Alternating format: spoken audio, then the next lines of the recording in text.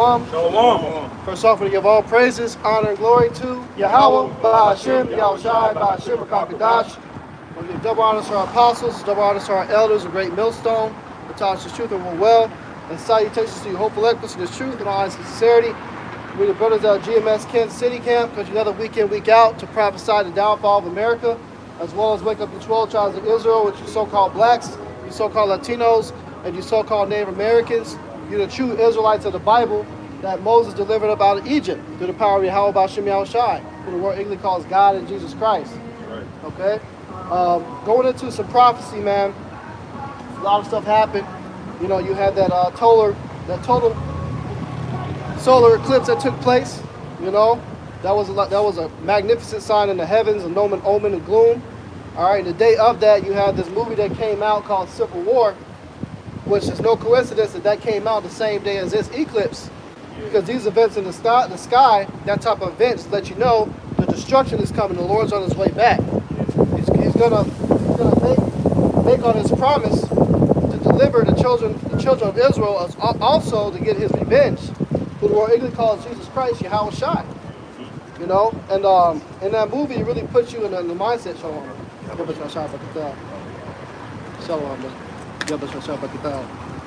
You know, it really puts you in the mindset of shock and awe, you know, being immersed to see the visual destruction that was actually going to happen in this place. You know, so you got a precept for it. This is, I'm going to bring out Daniel 2. This is Daniel, the 2nd chapter, verse 40. It says, "And the fourth kingdom shall be strong as iron, for as much as iron breaketh in pieces, and subdueth all things, and as iron breaketh all these shall it break in pieces and bruise. And whereas thou sawest the feet and toes, part of potter's clay and part of iron, the kingdom shall be divided." Right. So this place right now, we're living in that time period at that last tail end of those feet that's about to be crushed and destroyed. You know, that was a prophecy of certain kingdoms, wicked kingdoms that would come to pass, that would rise and that would fall. And we at the end of this thing. Right. You know, and you can see through all the news media what's going on in the world from an economic standpoint, from a military standpoint, from pestilences that's been hidden. You know, this place is going to economically clash, and you're going to be an ultimate war, man. And you're going to have this people that's going to be fighting against each other. Because that movie Civil War really immerses you to see how divided this place really is, man. And that can happen at any given time, faster than what we think, because if they do actually kick that off, that's going to bring in the prophecy of the MOTB, Revelation 13 and 16. Right, that's right. You know, because they're going to have to keep track of who is enemies of the U.S., that's a militia, you know, that's anti-government, and versus those that support. And they're going to want to put a device to keep track of those certain people. And if you don't agree to it, they're going to hold you on a gun line, man. That's right, man, because, you know, about 100 years ago, the only division was really race. Esau had you black, white, red, yellow, brown. But now, you got a division between the haves and the have-nots, man. Different classes, man. Now you got division among religions, because you imported all of these people here over the years, man. All right? Now you have differences between even like biology, man. People literally fighting and debating on what a woman is, man. If this isn't a spirit of division over the entirety of Esau's kingdom, then I don't know what is, man. Everything, the very simple, basic things are now confusing now, man. How does Planet Fitness not know to let a grown man in a locker room to shave his legs in front of little girls, man?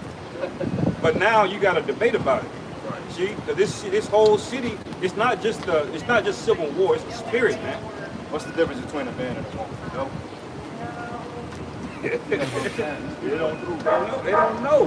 But really they know. They stupid, man. What's the difference between men and women? Y'all know? What's the difference between men and women? What is it? See? Right. Explain what it is. Right. So everything is just divided, man. You know? I'm gonna get that Isaiah. I'm about to get Isaiah 29, 15. I'll ask questions back. Yeah, because you know the thing of it is, see, people got that condescending spirit on them. You know, they say that people change with times and shit, but as times are getting worse, people are getting worse. That's why the scriptures say that gross darkness covers the people. You know what I'm saying? Because people are in complete darkness. What's the difference between men and women? She says she don't know, and of course she know. But you know, these people are through, man. You know, this is why really a civil war is really needed, because that civil war in hell is designed to kill people like that. Right, right. You know? Because they're gonna die, man. Yeah, Okay? absolutely. They're gonna die. Yeah, period. And there's no point in feeling sorry for them. Don't cry for them. Hey, the scriptures say fuck them people, man. Yeah. Right. Let the dead bury the dead. That's right. We're not crying for you niggas, man. Yeah. You know, you niggas want to partake in Esau's festivities, you can die with them. Right, right. All right? That nigga we saw in the Civil War movie, that shit was funny, man. Yeah. You know? Yeah, he was scared. He didn't know what to do. was scared, He was like, literally, he was in the line of sight. And surprisingly, he was stuck between a pillar and they shooting at his ass, and he was in the line of sight. Like, Right. dummy. Caught out there, man. Yeah. He's not gonna show up in it, man. Right. Going on verse. That's this is Daniel the 2nd chapter, verse. Let me see, 41. It says, "And whereas thou saw the feet and toes, part of potter's clay and part of iron, the kingdom shall be divided, but there shall be in it the strength of iron. For as thou sawest the iron mixed with miry clay." Yeah, because this kingdom is weak, partially. It was mainly weak, Right, you know, but right. they still hold on. Like certain economies and Esau and the European Union still have some type of voting behind it. Like you got the UK when they pretty much set up Brexit. Basically, man, they wanted to succeed for the EU because they understood that there was going to be an end financially. It was going to be an end financially to them because you got nations within the EU that's partially weak. Right, You know? right. Just like Ukraine, man, they would have been ran over there, man, if it wasn't for the NATO war machine supplying them weapons and ammo. You know, and that's the case for a lot of these European countries. They just signed a deal with Esau to be a part of the EU or NATO, but they don't really have like a strong military like that. Right. You know, it's really just a defense. So if Esau says, if you attack this nation, then we justified in going to war with you. But those nations really don't have a military to begin with, man. It's a land grab. You know, you got that, brother? I got another precept. It's the book of 1 Thessalonians, verses 5, chapter 5, verse 3 says, "For when they shall say peace and safety, then sudden destruction cometh upon them, as travail upon a woman with child, and they shall not escape." Hey, brother, can you go to verse 1? God. Verse 1, it says, "But of the times and the seasons, brethren, ye have no need that I write unto you, for yourselves know perfectly that the day of Yahweh so cometh as a thief in the night." Thief in the night. So, like, we understand that the day of the Lord is going to come upon these people suddenly. We're going to expect it to come. Like, let's say if all hell broke loose tomorrow, then, you know, we expect it, though it may be abruptly, but we expect it. They're not expecting it, man. You know, because, hey, people got plans on taking vacations. People got plans to go out of the country and do all types of shit, man. Right. But the destruction of the Lord is going to suddenly come on these people, man.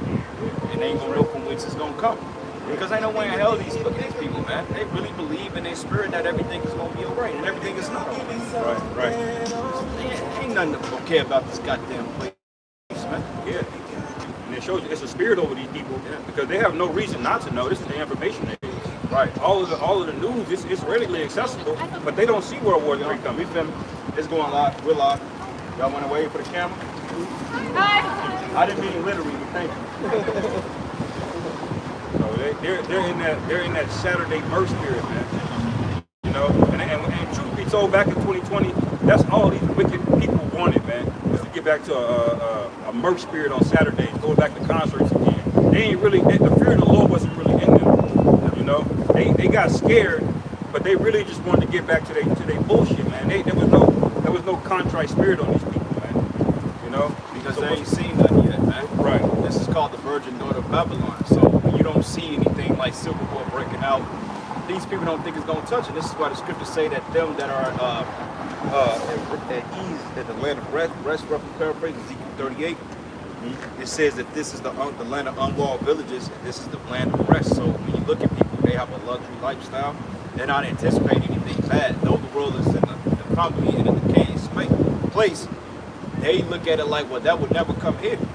But they're sadly mistaken because they've been flooding the borders with migrants for the last fucking 10 plus years, man. Yeah. So you have, it ain't, look, them people ain't just started coming over here last year, man. Right, right. These people been coming over here for decades, and you got millions of these people over here. Right. And they gonna get them marching orders, and then they gonna do what they gotta do.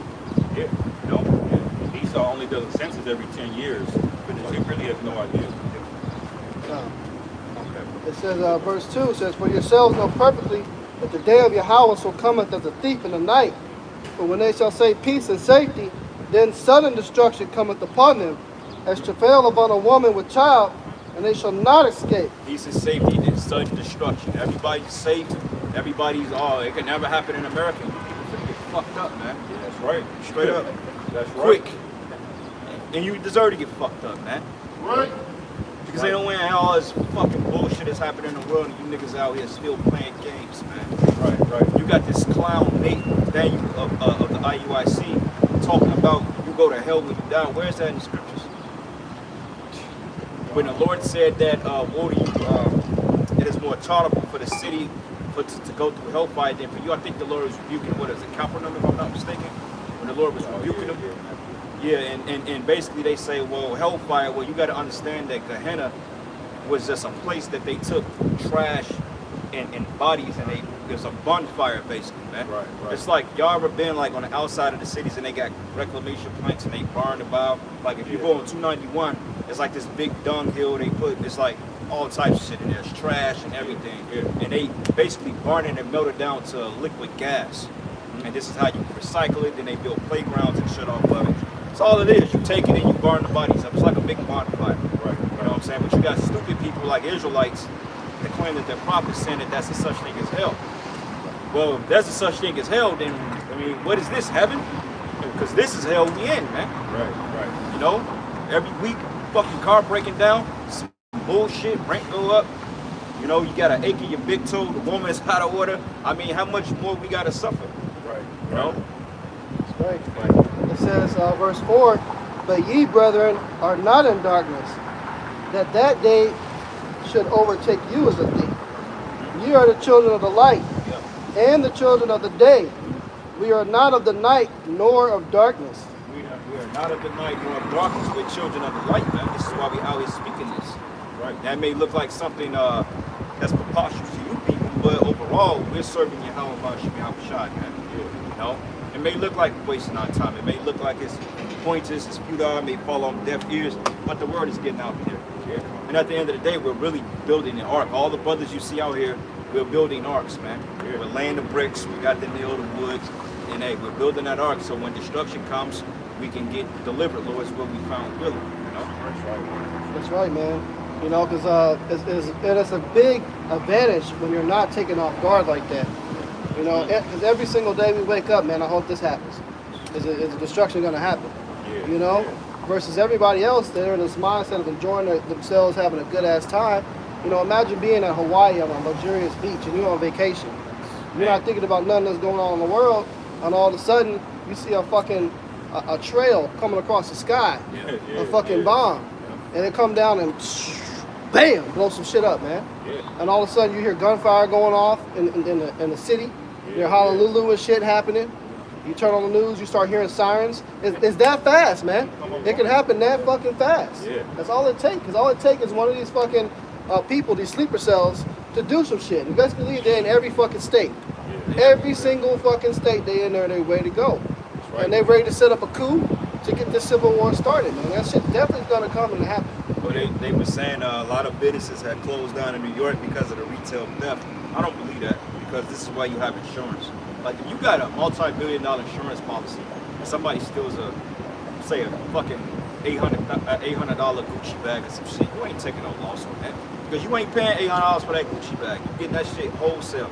So you got insurance policy, but see what Esau was doing? He's using these fake, or these migrant attacks, or these sleeper cell attacks to be justified on hiding the retail apocalypse. If you don't remember, going back to 2016, you had stores like JCPenney, Sears, Kmart, you know, all these big box stores that were going out of business. We was in a retail apocalypse way before the COVID happened. So when the 2020 ordeal came, they used that to blame it on an already failing system. Right. And adding insult to injury, when you're setting up sleeper cells to run in your spot, that's going to be justified on collapsing stores and opening up security measures to say, well, look, you're going to have some type of credentialing to get in this business. It's all a playbook, man. Yeah. None of this shit happening by coincidence. Right, like it's not a coincidence that Amazon is really the culprit of all of these retail stores going under. It's these trillion-dollar companies, man. Companies like Amazon, they're making it normal to not walk into stores anymore. Yeah. Or if you walk into a store, it's highly gatekept, or it's got some kind of advanced technology. They're getting used to buying things from your phone. Like we back in the day, you used to just go to the mall. You didn't know what you was gonna get. You just gonna scroll through. You might see a few shorties. You know what I'm saying? You got a little money. You might want a pair of jeans or something, but you don't really know. And it was more like an experience. But like now, everything's on your phone. You scroll. They offer you coupons. Yeah. And some him might show up. Delivering a package. Yeah. And that's how they want it. Yeah, you subscribe to this, you get 10% off, and then they got it set up. You can get a reoccurring delivery. Right. So it's all crazy. And you know what's so crazy? What I found out about a lot of women is that they got shit coming from Amazon every single day. Yeah. Like women are like literally 95% of consumers there. Yeah, and they don't give a damn about the credit card debt. My credit card maxed out. Well, just can I get another one? That's all they care about. You see? And these companies, it's not a coincidence Amazon is high up. It's not a coincidence that Tesla is high up.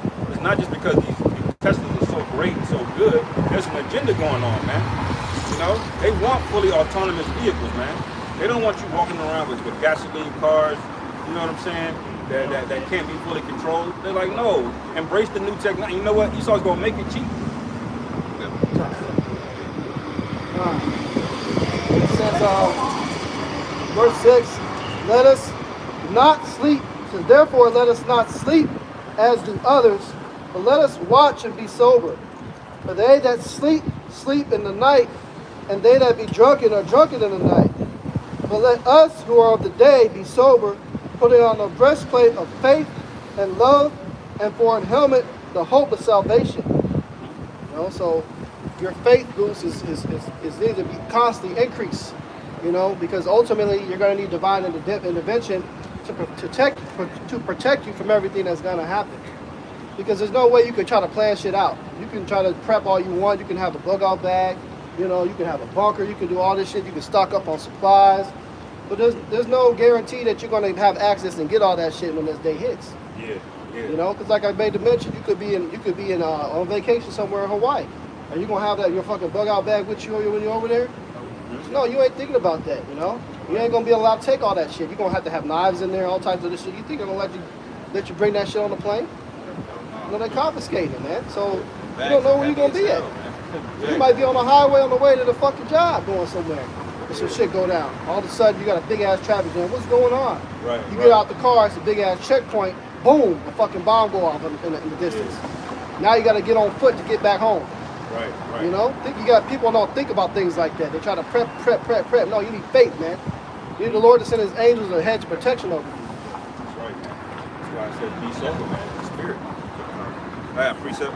This is the book of Sirach 5, and I'm going to start at 7. It says, make no tarrying, return to the Lord, and put out off from day to day. It says, for suddenly shall the wrath of the Lord come forth, and in thy security thou shalt be destroyed and perish in the day of vengeance.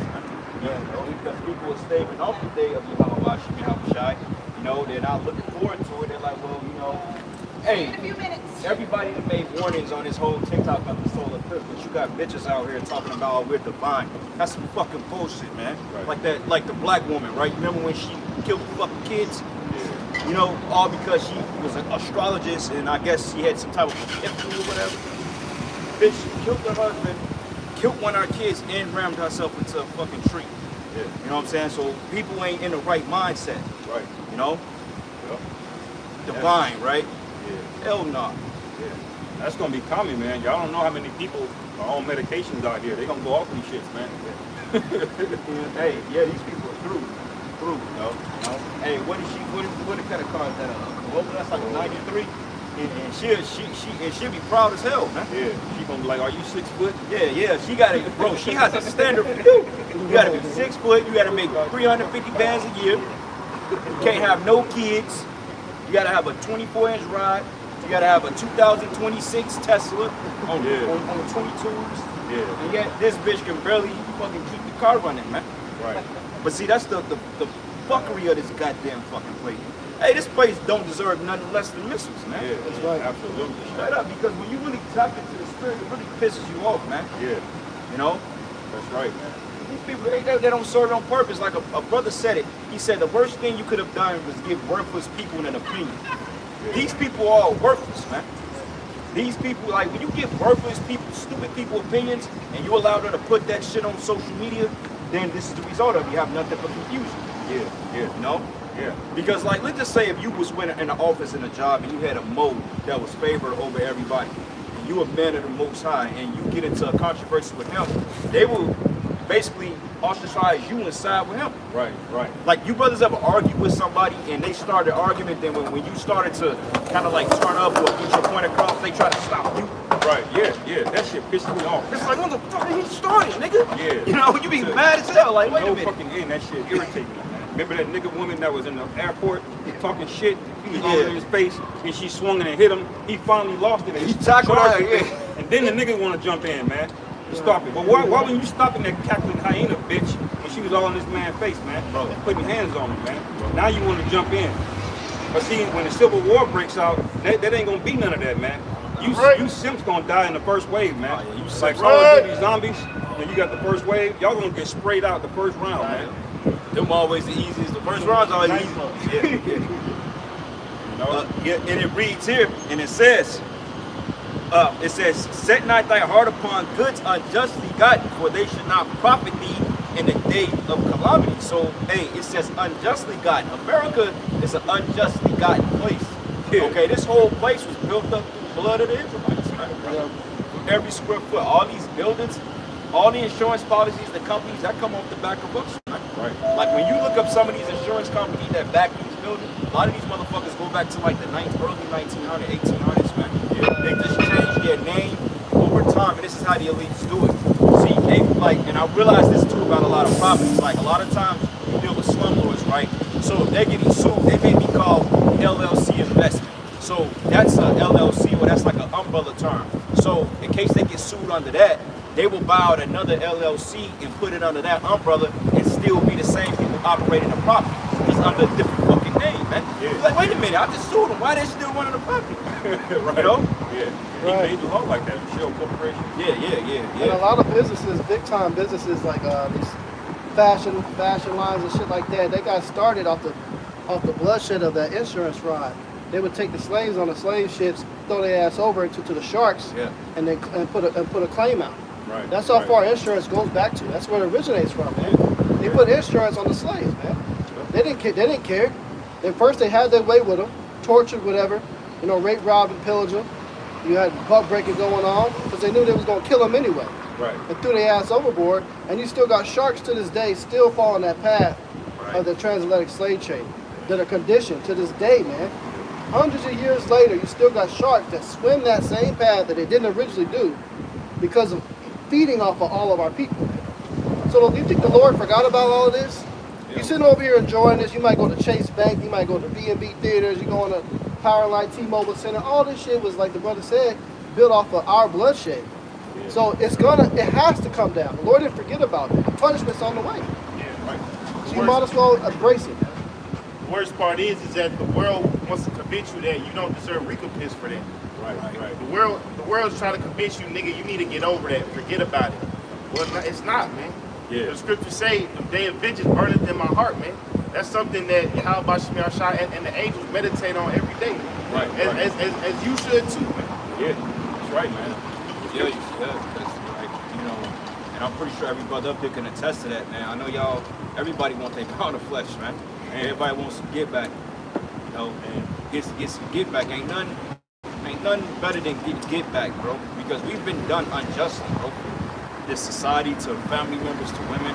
It's to the point, man. It's just like if you don't really somehow release that frustration, you will bum the fuck out. Yeah. That's why you gotta be constantly tapped into the spirit day and night, man. Yeah. Because just to say if we really wasn't in the spirit, bro, we probably would have been locked up by now, man. Because I mean, it'd be the dumbest, randomest shit. You know what I'm saying? Just happens to you out the blue. Yeah. Testimony, bro. Like everybody in Israel known that every man of the Lord in Israel is known to have vehicle problems. Every camp I've known, brothers have all types of vehicle problems. If one brother say they having a problem with their car in the camp, the whole camp finna get touched. The whole camp. When the brother told me, he said X, Y, and Z happened, I said, wow. I said, here you go.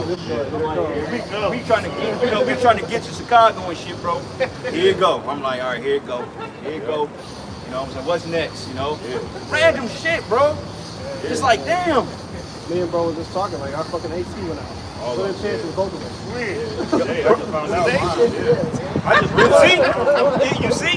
Hey, first it was this brother. Remember my fucking alternator went out like 2 weeks ago. See, hey, and my shit, bro, the crazy part, I just got my shit out the shop yesterday, and it fucked up. After we left the theater last night, after we did our lesson and shit, I got in the car, fucking battery light came on, then the check engine light came on, then the service brake assist light came on, then another fucking light came on, and it's burning gas like a mother. I'm like, wait a minute, I just got out the shop, like, what's wrong with this? What the fuck, man? You know what I'm saying? You know, it's to the point I was like, you know what? If this was GTA, I would hop out the car and I would literally walk at that. Respond to the car. Bro, them cars be pissing you off, man. I'm like, man. It's at the point now, man. You know, through the spirit, I just kind of take it as a compliment now. Yeah. You know, Satan don't attack anybody that's not worth value, man. Yeah. You know, he knows that we're on to something. We're maintaining the spirit of sobriety. It's gonna be a good year, though. Yeah, it's just a little minor setback, but you know, we're gonna bounce back. Man, I'm eyeing some tires. I'm about to break some bread on that shit. I'm like, Yeah. Get keys, and all of a sudden the fucking cold air ain't fucking blowing in there, bro. Nope. And bro, and it's so crazy though, because like every time it get hot, the AC start fucking up. Right. But when it get cold, the heat fucks up. Can't catch a break, man. Shit, hey, these brothers, hey, bro, like, I remember it was, 2 years ago? We was all going out, man, and I was like, all right, I'm on my way. I called these brothers and shit, I'm like, hey, bro, something happened. I'm like, car caught fire. They thinking it's just like a little fire. They come to the spot, the whole fucking car toasted. I had to really scratch my head. I'm like, what the fuck just happened? He first told me on the phone, he sounded like a little flustered, but I'm thinking it was like, you know, a little small fire in the back. I saw the picture, I was like, oh shit, the Lord delivered you out of that. That was really, man. Most high, yeah. That was, you saw the, remember the video earlier this year that Jake that was trapped in that car, man? Yeah. Man, that's not a good way to go. Nothing I can do, bro. Yeah, the Lord gonna do that to the entire country, man. And we saw it right after that happened. We saw the chariots. We saw the chariots, like, and I wasn't even like, I was to the point I wasn't even tripping about that shit. All right, it is what it is. The Lord always send them signs to kind of lift up your spirit when you're going through it. Notice that. And they was trying to come back, but the Lord made all that shit go away, you know, for now at least. So call all y'all about Shemai Shai, man, you know, and you know, he picked us back up and you know, he replaced it a couple months later, you know. It happens, you know, the Lord say he take it and give it away, man. So and you can't really be too attached to shit here. You know, when you get too attached to like certain things, then the Most High gotta kind of shake you up. Because you know, Jake, man, you know, we'll get focused on a project, and before you know it, you putting time into it, and then you know you may slack off in other areas. But the key is to be totally balanced in the truth. When you give the truth more priority than anything else in your life, then you know things start to run a little bit more smoothly. So we can appreciate it. Go ahead, brother. This is 2 Timothy chapter 4, verse 1. It say, I charge thee, therefore, before the Most High,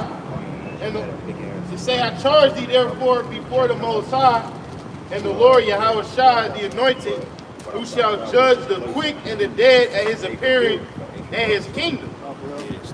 It says, preach the word, be instant in season and out of season. Reprove, rebuke, exhort with all long suffering and doctrine. See, it say preach the word, man.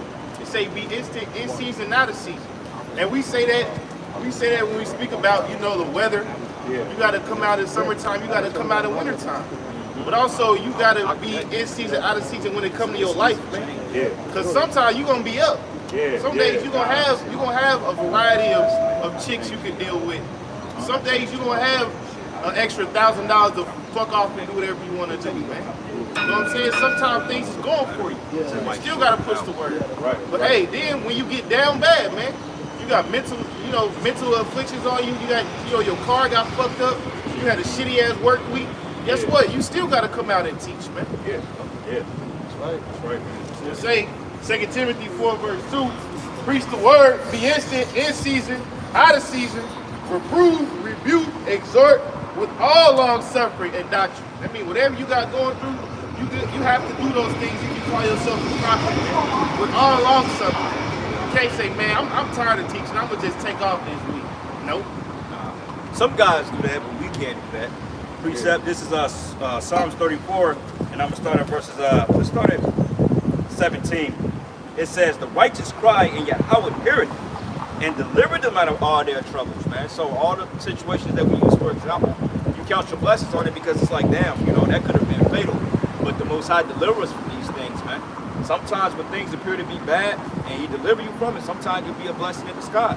Like it could be a woman you dealing with, hey, the Most High take her away from you because, hey, He delivered you from that. Yeah. You know, it may don't feel good to the flesh at the time, but when you understand the lessons and reflect on things, you're like, oh, well, the Lord really delivered me from that.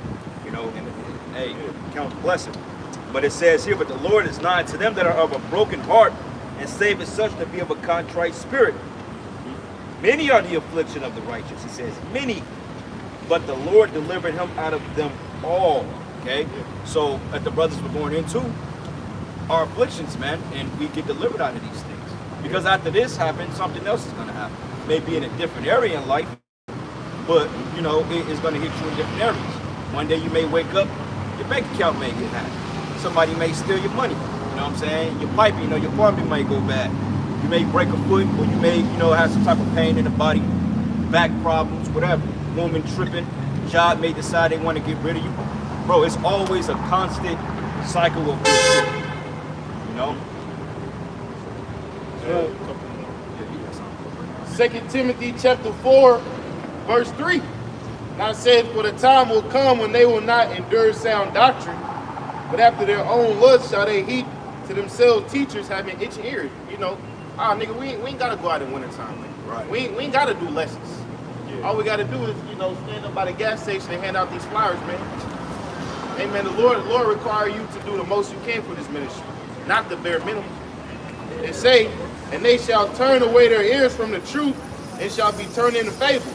Verse 5, it say, but watch thou in all things, endure afflictions, do the work of an evangelist, make full proof of thy ministry. That's right, man. Oh, yeah, do the work of an evangelist. This is what we're doing now. Make full proof of the ministry. So that means you got to go out here, rain, sleet, cold, fall. Sometimes, hey, you may have times that you feel like your body is just unable to go out there, man, but you still do it. Like, pay attention to the apostles, right? Every time you see them out there, they're doing this. You know why they doing this? Because they have pains in their body. They have pains, man, and that's a way of coping with it. But mentally, they're locked in, man. Because, hey, we're at the end of this thing now. Yeah. Shit, hey, any race you run, towards the end of the race, you're very tired. You know? You're very tired. You feel like you want to faint, but you get that second win. Yeah. Truth is all about getting that second win, bro. That's right, man. And you really start learning yourself that you're growing within the spirit where things don't get you too upset like they used to. Because you start going through this truth, so much fucked up shit happening in your life, like, damn, why the fuck this happened? Why the fuck that happened? Oh, yeah. And normally you like snapping, like, fuck, you worrying and shit, you stressing out. Damn, dad, you can't get no sleep. Yeah. But the longer you're in this thing, which more shit start fucked up happening, like, all right, something's gonna happen. Like quick testimony, I was just chilling in my fucking crib, and I look up at the ceiling, I see like a spot on the fucking ceiling, man. There's like some water damage. I'm like, man, what the fuck? I don't know way in hell, man. And so come to find out, you know, I needed a new roof. But you know, last time I tried to put in for this shit, they said, oh well, you know, you don't have any damage, so we're not gonna fix it. Got another insurance company. This time when I noticed the spot started building up, I called them. They said, hey, the Lord said, hey, look, just wait, be patient.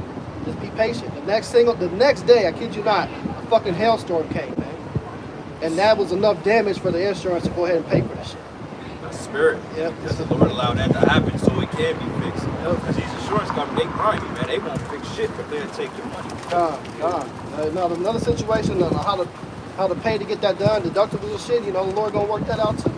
But I started realizing, you know, how much growth it is, because normally I'd be sweating over this shit. How the fuck am I gonna come up with damn $15,000 to pay for this fucking roof? You know? But the Lord came through, man. So I got a precept real quick one. It's the book of James, chapter 1, verse 1. James, a servant of Yahweh and of the Lord Yahweh Shai, to the 12 tribes which are scattered abroad, greeting. My brethren, count it all joy when you fall into diverse temptations, knowing this, that the trying of your faith worketh patience. You know? So your faith is being tried. The Lord wants to see if you really believe in him or not. So every once in a while, He gonna throw a curveball at you, man. You gonna catch it or what? Or you gonna fall? You know? It says, but let the patience have her perfect work, that ye may be perfect and entire, wanting nothing. Okay? So you gotta let that patience be perfect. It's gonna make you stronger as a person because your faith is increasing. So that way when something happens, you have enough faith to make Yahweh Shem Shai satisfied. All right, that's my God. You trust him. You changed 5%. You know? You gotta build yourself up. Remember it says diverse temptations. That means many. So in this truth, you're gonna have many fucked up shit that's gonna happen. Things that you wouldn't even imagine would happen. Just be ready for whatever just thrown your way and just not let it overly stress you out. You know, in the flesh, you're gonna have a certain reaction to it. It's normally get a certain level of anger or a certain level of sadness or crime, whatever you gotta do. But you know, hey, ultimately you gotta know, hey, it's gonna bounce back. Something's gonna happen when you get out of this shit. Yeah. Just wait for it to happen.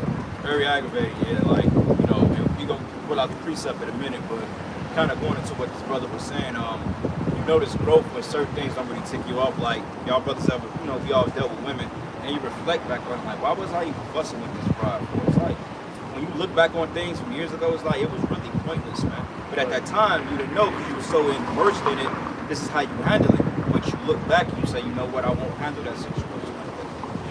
You know what I'm saying? I'm not gonna argue with her over some dumb shit like this. If this is what they want to do, then let it. You know what I'm saying? Say your piece and be done with it. But I'm at the point I ain't arguing with no fucking women, man. Yeah, because a lot of that patience comes from how you react to things, man. Scripture say, when our brought to a lower state, stay patient. So every time something bad happens, you don't have to automatically find a solution. You should be praying for the Lord, Yahweh Shem Shai, to first get understanding why you're going through that situation.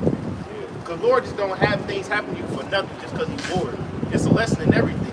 So first, ask the Lord what He's trying to show you. Then ask the Lord how does He want to resolve it.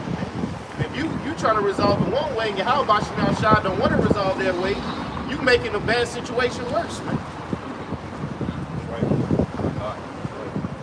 This is the book of James, chapter 5, verse 7.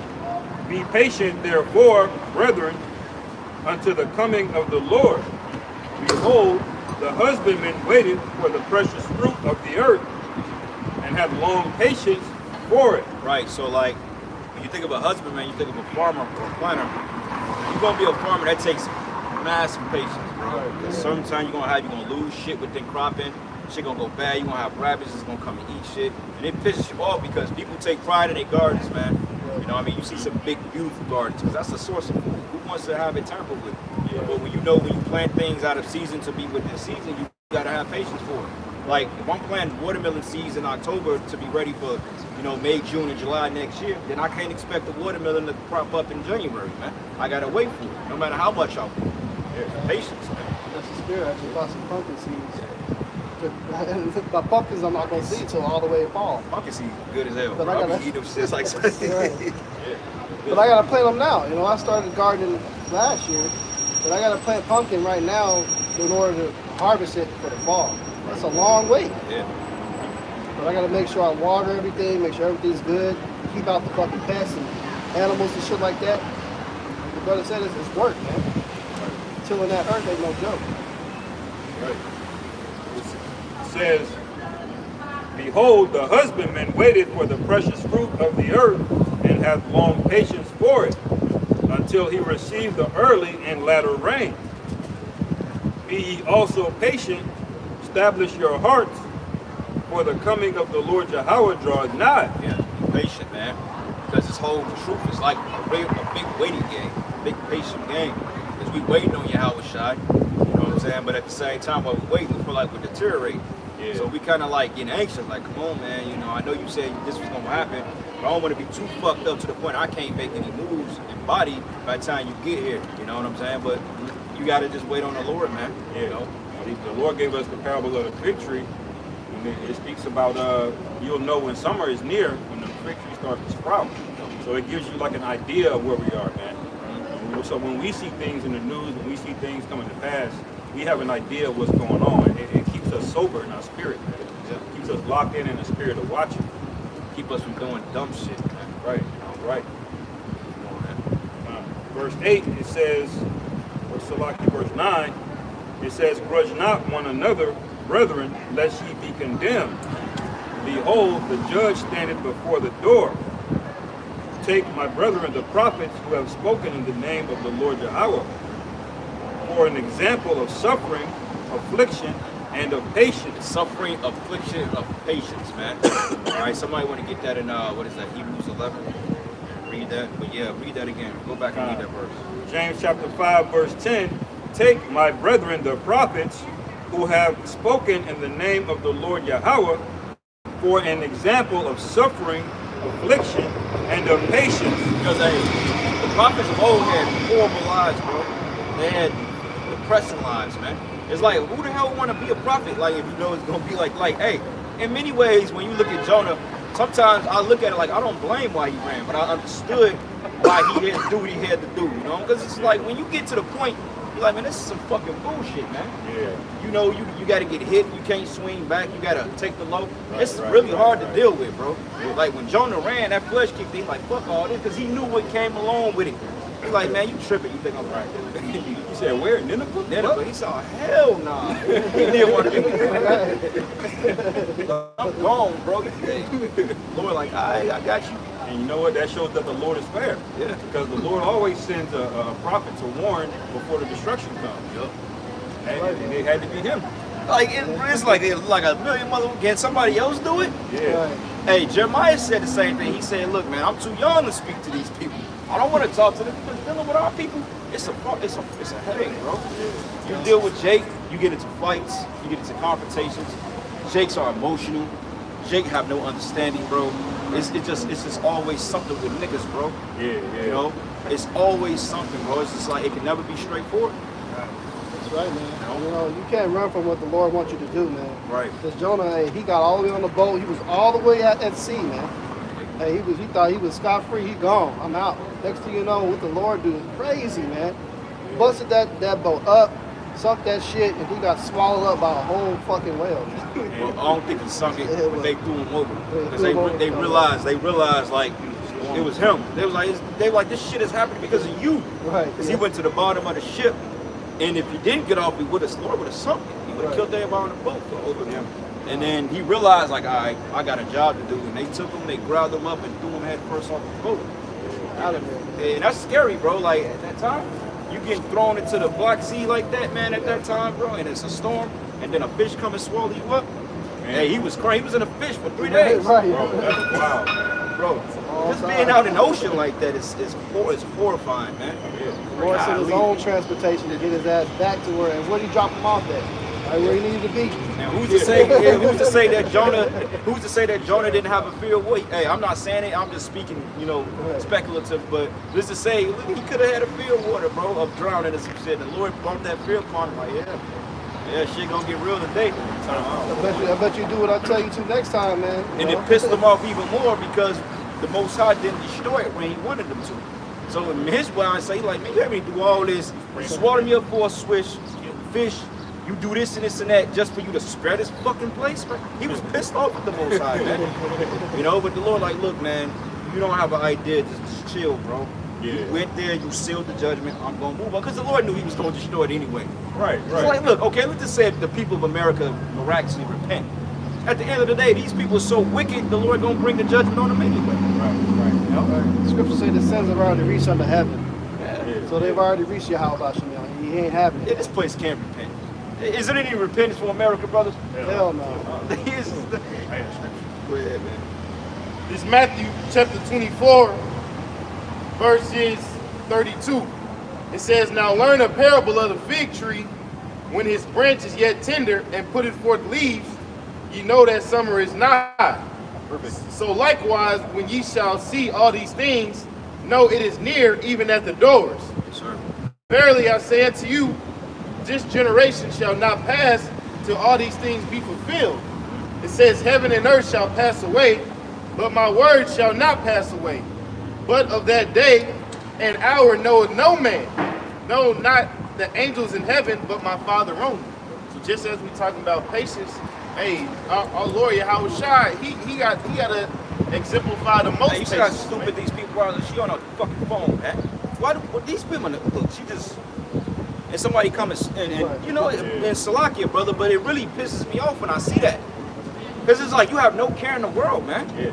You that until she just walking around on her phone, and this is why bitches get fucking grabbed up, man. And then she get grabbed up, right? Then all of a sudden now she makes a TikTok video crying and complaining, and everybody's siding with her, giving her more go ahead to still in her stupidity. Instead of somebody saying, look, you should have had your phone out. Right. This is what people need to hear. Well, you should have had your phone out. Hey, You Jason, should have known better. you got people riding up and down with these scooters and shit. You run right into you. You're not paying Bro, attention. Man. bro, in Chicago, they'll do it. They'll be on the scooter, you be on your phone, they'll go, whoop, and drive off on your shit. They'll take it. Yeah. The fuck you too, bitch. Say that. Come out here and say that. Matthew 24, you all right? Matthew 24:34. Verily, verily, I say unto you, this generation shall not pass till all these things be fulfilled.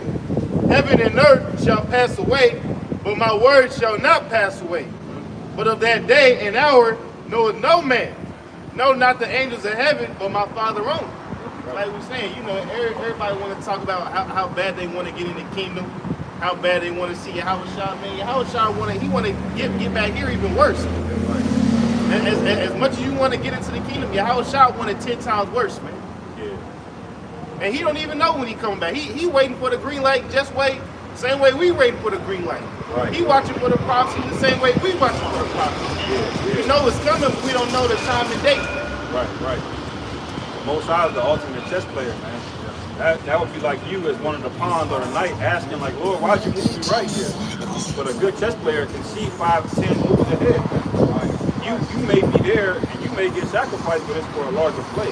Because the Most High already has this thing worked out, man. You know? That's the benefit of knowing how this thing is gonna end. You get peace. Just knowing that all these people gonna get fucked up one day, man. Right! Regardless of my story, I still have peace in my spirit, knowing the Lord's gonna destroy this place, man. That's so, brother. That book of Hebrews. Somebody get second address 2 and 26. But you where you read that. This is Hebrews chapter 11. Let's see. Start at verse 24. It says, by faith Moses, when he was come to years, refused to be called the son of Pharaoh's daughter, choosing rather to suffer affliction with the people of Yahweh than to enjoy the pleasures of sin for a season, esteeming the reproach of Hamashiach greater riches than the treasures in Egypt, for he had respect unto the recompense of the reward. You know? So sometimes you got to be willing to go through some shit, man. Be willing to take that and sit up here and be with the mindset of all these other people living in the world, kicking it, you know? This isn't an easy walk, serving Yahweh Shemiel Shai. It ain't meant to be a cakewalk. You're gonna go through it, man. Yep. Why? Because you gotta be tested. The Lord said, all right, you wanna do this job, you gotta prove yourself to me. Yeah. Repeatedly, over and over and over again. You're gonna keep improving yourself until I come to you. Hey, Al-Shai was a perfect example of that, man. Suffering, you know. Hey, matter of fact, you got more on that? Nah, Yeah, get Isaiah 50.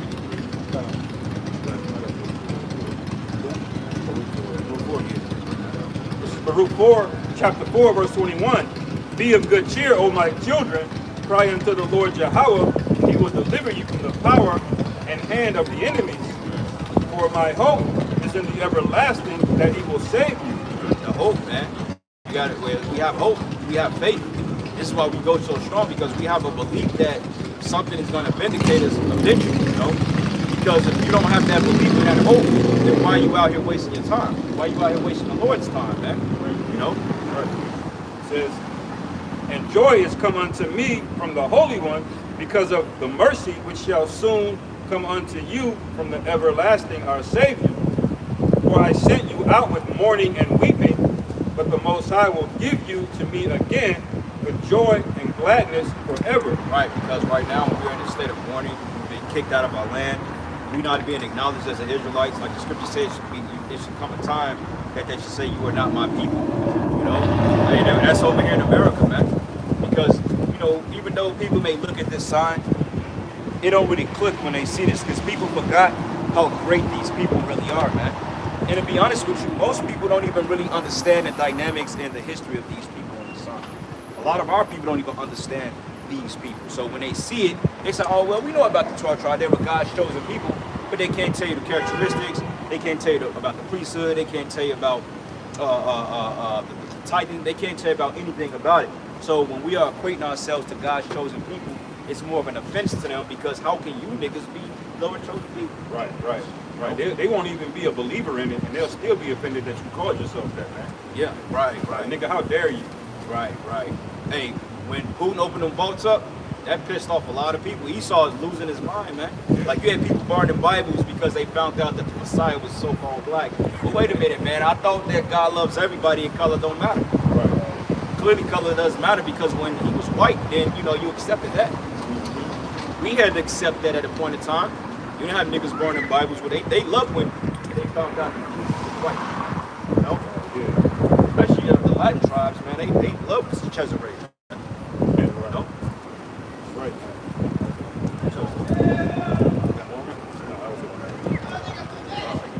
Yeah, bring Isaiah. It's the book of Isaiah, chapter 53, verse 1. Who hath believed our report, and to whom is the arm of Yahweh revealed? For he shall grow up before him as a tender plant, and as a root of a dry ground.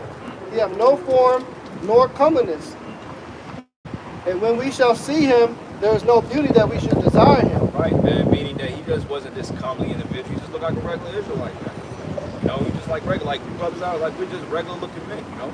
We got our attributes and our characteristics about ourselves. Other than that, you know, we ain't got some type of but we do have angel glows. We should verify that. But we're not out here like floating and making orbs and all this other shit. Like when people see us, they're like, "Oh, these just Israelites. This ain't nobody we need to come and respect." He's super sane. Yeah. We ain't powered up yet. You know, we got on fucking bedclothes, brother. Yeah. You read the book of Tobit, the angel Raphael. He was a glorified angel, man. Yeah. They really couldn't tell by looking at him. Nah. He just looked like a lowly, meek man. It's like a bum, basically, man. Like, hey, John the Baptist, right? Hey, they would consider John the Baptist a bum, but it's scripture say that there was no other prophet greater than John the Baptist. Yeah. You know? So when they see John the Baptist, they didn't think, oh, he was some great man of the Lord. If anything, they were like, get away from me. I don't want you around us, man. Yeah. Verse 3. He is despised and rejected of men, Yeah. a man of sorrows, and acquainted with grief. And we hid, as it were, our faces from him. He was despised, and we esteemed him not. Right, it says acquainted with griefs. Now, when you go into that word grief, it goes to mental sickness, mental infirmities, man. Because, hey, the Lord had a whole head of grays by the time he was crucified. He had a whole head of gray, man. Why do you think that? Because he was dealing with stress. They said stress ages the brain and the physical. You got people having stress-induced heart attacks at 50 years old, man. A big part of heart disease in America is stress. Outside of diet, stress. Yeah. Because this kingdom will do it to you. It did it then, so how much more now? You know, so this is why we gotta have a more of a fervent spirit in this thing, man. You know, because we all suffer from that. We are rejected among our people. Go ahead. Right. So surely he hath borne our griefs and carried our sorrows. Yet we did esteem him stricken, smitten of Yahweh, and afflicted. But it says, but he was wounded for our transgressions. He was bruised for our iniquities. The chastisement of our peace was upon him, and with his stripes we are healed. With his stripes we are healed, man. Okay, because we know that Yahushua died for the nation of Israel and the nation of Israel alone. Okay, and this is what we have to continue to push. The salvation is only for these people. These 12 tribes, this entire nation, because each tribe represents its own particular nation within one nation. These people are in hell right now, man, and they need to be delivered out of it. Right? So we're the ones that need salvation, not you other nations. Can't find one scripture in the Bible that says that who you call Christ has died for the whole world. It's not biblical. That's right. Verse 6. All we like sheep have gone astray. We have turned every one to his own way, and Yahweh hath laid on him the iniquity of us all. He was oppressed, he was afflicted, yet he opened not his mouth. He is brought as a lamb to the slaughter, and as a sheep before the shearers is dumb, so he openeth not his mouth. Right. So basically he dealt with what he had to deal with. He dealt with the harsh punishment of Israel and according to himself, man. Yeah, he dealt with that. He basically manned up and he girded up the loins and he had to do what he had to do. Right. And that's a hard life, knowing that you were born in that life just to be that. He knew his purpose upon when he knew it already. He knew what he was going to have to go through. So he had a whole lifetime to embrace it. No? That's right, man. You know, and ultimately, you know, we started out with the lesson going into, you know, the Civil War, and we start speaking out, talking about how you need to have a faith boost. You see how the puzzle pieces are coming together to build you up to survive in that day. Yeah. You know, because you're going through that type of affliction and oppression, you know, you got to have an enormous amount of faith. You got to be able to take whatever's dealt with you, man, and not quit, not give up. Keep pushing. Expect to go through some terrible things, man. Expect to kind of have things happen to shake you up. You're gonna have to prove yourself continually. And if it's not happening, you need to pray to the Lord what's going on, man. Right. You can tell, like, a lot of these Israelites nowadays, you tell a lot of these Israelites, Famous now. these niggas ain't catching no type of hell, man. Yeah. No type of hell. If you ain't catching hell, man, you should be worried. I'm not saying, like, your whole life is gonna be, you know, complete, utter madness and bullshit, but hey, you gotta experience that affliction to know that the Lord's still fucking with you, man. Yeah. Right. Yeah. Because you got guys that get too comfortable and then before you know it, they leave the truth and say, I gotta buy land. We heard that before. One dude said, I ain't go out in a month because I had to go buy a house and some land. Wait a minute, that's a parable of the scriptures, though. Yeah, exactly example. Like, you can buy land and still teach the word, bro. Like, you can, like, I can purchase some land on my phone. I ain't got to physically meet with the motherfucker. You know? And after you do the work, then you go meet with the motherfucker, get the land. That's right. Started a whole business dealing with land. I'm still out here teaching. What's your excuse? Yeah, like, fuck, bro. When you read the scriptures, there's basically two cups, man. There's a cup that we drink of, which is bitter right now, going down, but it's going to yield us into being healed. Then you have the other cup that Esau drank. It's sweet. It tastes like Kool-Aid. Everything is all good, but it's going to destroy you, man. Yeah. And we both drinking that cup, but it's going to be two different results on the end of it. Esau's drinking out of this golden cup that it tastes good. Everybody's drinking it, but pretty soon it's going to materialize what's happening, man. Yeah. You drink something that's going to destroy you, man. Right. And although what we're drinking is bitter right now, man, when that thing gets into our stomach, man, it's going to yield fruit, man. Right. You know, we're going to be healed from this thing. So we're suffering now, basically. Yeah. Hey, 2 Corinthians 6 and start at verse 4. You got someone that? Nah, I lost. 6 and 4. Yep. And some of you bring out that second address. Bro, 2. Yep. This is the Do you guys have any literature on, or like little, like I live in Atlanta and there's someone that is doing this. That same, yeah. They're probably passing out flyers. Now, we don't pass out flyers, but They weren't passing out flyers, they were just like talking. Talking. Like it was the same. But I have a 10-year-old daughter, and she was really confused, and so about what was this about. oh, well. And so I explained a little bit to her based on what I understood, because I actually think it's really cool. this book of Second Ezra, And so maybe you tell me. Second Ezra chapter 2, verse 24. I'm wrong. It said, Abide still, O my people, and take thy rest, for thy quietness still come. Nourish thy children, thou good nurse, establish their feet. As for the servants whom I have given thee, there shall not one of them perish, for I require them from among thy number. That's going into the elect, man. There's going to be a certain amount of Israelites that get preserved from the coming perils to America. And those are the ones that have the patience of Yahweh Bashim Yahushua. Those are the ones that endure the afflictions of Yahweh Bashim Yahushua as we describe it. But it say, be not weary, for when the day of trouble and heaviness cometh, others shall weep and be sorrowful, but thou shalt be merry and have abundance. And you know, for those brothers who eventually watched that movie Civil War, imagine that, man. Imagine the time going down like that. Everybody being weeping and sorrowful, but you were in abundance and having joy, man. That's going to take the Lord guiding you and protecting your life to be in a spirit like that, man. It say, be not weary, for when the day of trouble and heaviness cometh, others shall sleep and be sorrowful, but thou shalt be merry and have abundance. The heathen shall envy thee, but they shall be able to do nothing against thee, saith the Lord. My hand shall cover thee, so that thy children shall not see hell. Be joyful, O thou mother, with thy children, for I will deliver thee. See? So at the end of the day, you know, the protection is out there. The protection is able to be achieved. This is about what are you willing to do to achieve that? That is it. Are you willing to lose every bad bitch you didn't come in contact with? Are you willing to be broke? Are you willing to have car troubles constantly? Are you willing to have those sleepless nights because you got deep and shit? You willing to deal with shit like this? You see what I'm saying?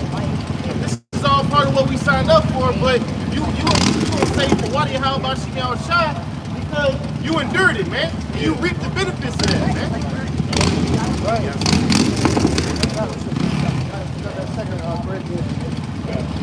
The book of 2 Corinthians chapter 6, verse 2, it says, I have heard thee in a time accepted, in the day of salvation.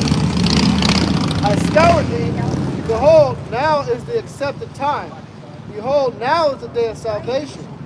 Giving no offense in anything, that the ministry be not blamed, but in all things approving ourselves as the ministers of Yahweh, in much patience and afflictions and necessities and distresses.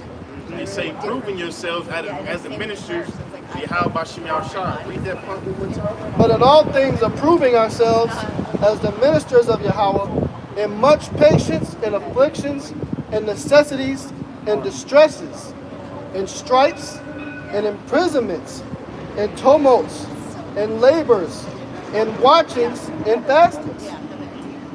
By pureness, by knowledge, by long suffering, by kindness, by the Holy Ghost, by love unfeigned. So in all things, you're a representation of Yahweh Bashem Yahushua through all those things, and you have to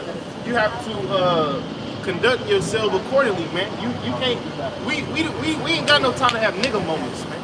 You see what I'm saying? Because a nigga moment is when you fucking crash out, man. We don't have time to crash out. Now we got so much to do. We gotta approach everything with the kingdom in mind, man. How is this gonna affect my walk? How is this making me better for my walk? There's so much shit that going down.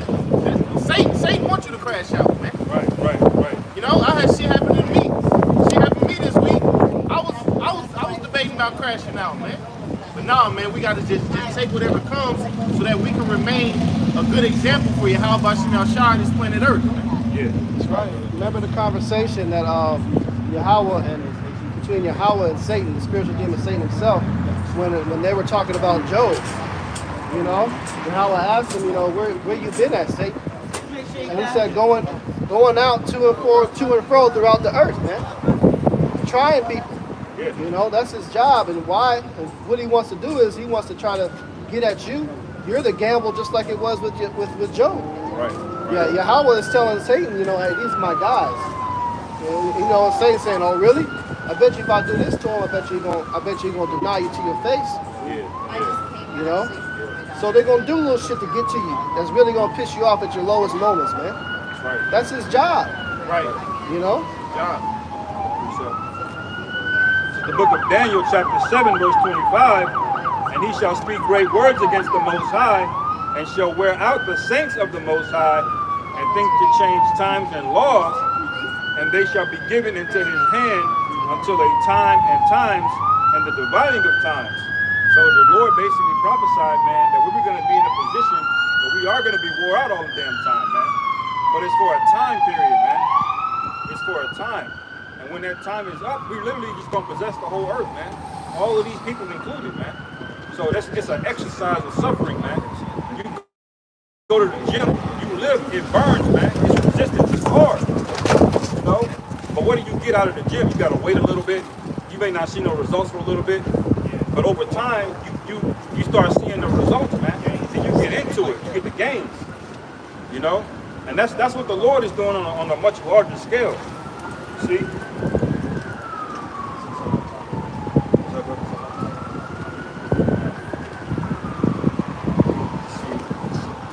I'm gonna go up to Isaiah 63. Get a precept of it. They brought out that second level. Y'all been brought that out. She was saying basically she wanted to know. She was writing about that picture. She said she's Sicilian and Irish, and she was basically saying, well, yeah, she felt like white people created that image to keep a power over oppressed people.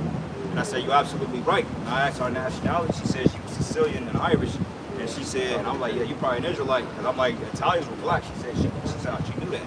She said, yeah, we are black, we was oppressed and shit like that and all that. So yeah, she hit it on the head, man. You know, she said she ran into a camp down in Atlanta, probably the GMS camp down there, and she was looking at that picture, and she agreed with it. So that's all it is. Yeah, what was that movie when basically what was it, Kevin Harper, when he told him, he said basically Sicilians are like niggas of Europe. Yeah. Bad Road, yeah, maybe Bad Road, yeah. What's it called? I think it's Bad Road. Okay. Yeah. Amazing, the Sardinian flag. What's that? You seen the Sardinian flag? I haven't looked at it carefully. Now I want to. Yeah, it basically looks like this brother right here, but like much darker. It's a crest of just, and that Sardinia is on an island next to, next to Sicily.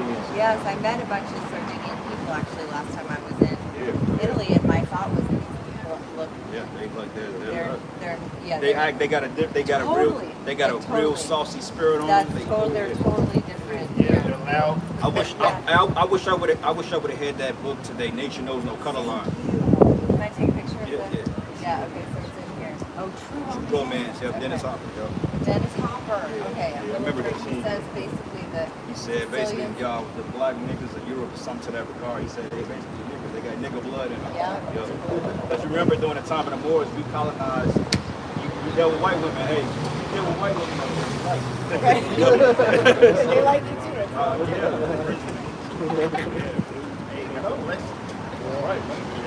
That's the spirit, because that's our second time coming up. You know?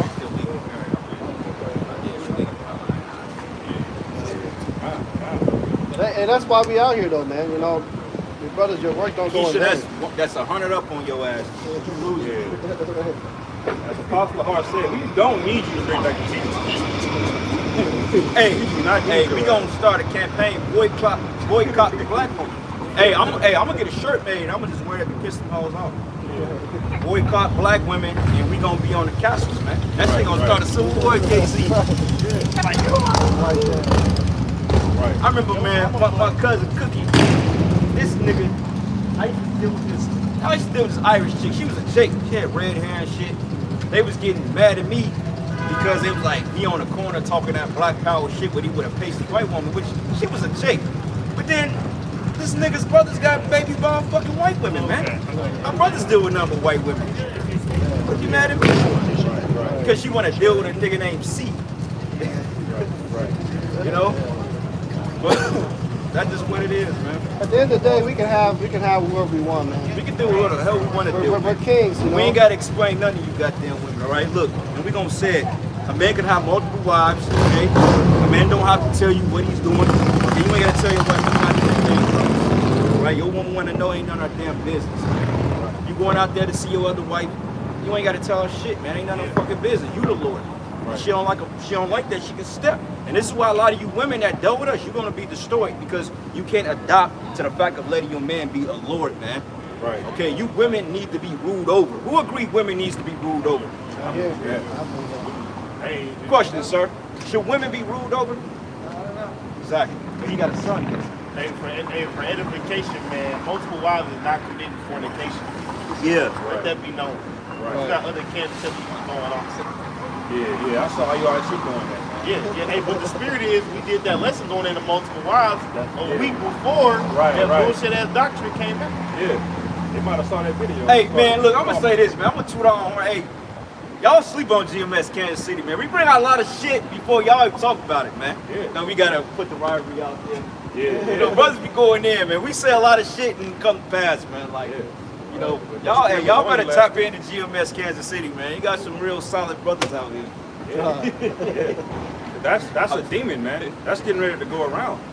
Because these women are in really, really, really bad case, man. They have no idea what's going on, man. Or they don't know how to pick a man to do nothing. Hey, well, let that Civil War kick off, man. That shit's about to change. Yeah, yeah. Don't let that Hollywood shit fool you. Y'all not gonna be out here taking pictures with bullets flying. Right. Hell no. Nope. Y'all gonna bitch up immediately, man. Yep. You know?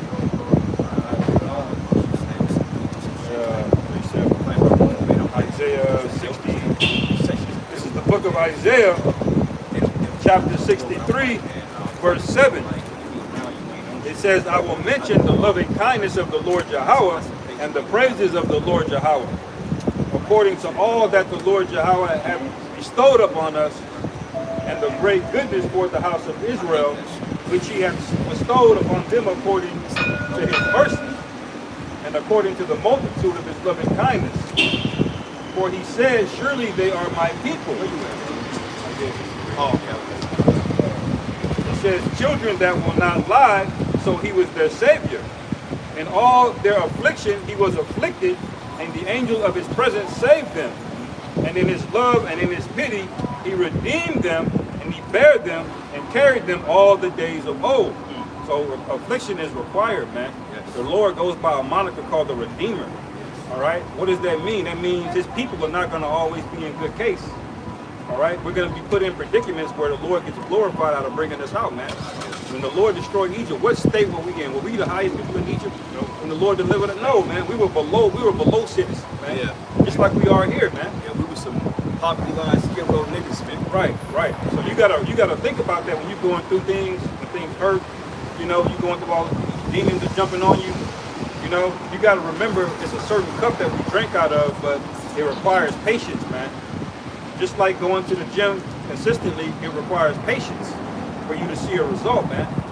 All right, but the Lord, the beautiful part, the Lord already told us the end of the story, man. You know, we just gotta have that patience and the wherewithal to hold on, man. You know.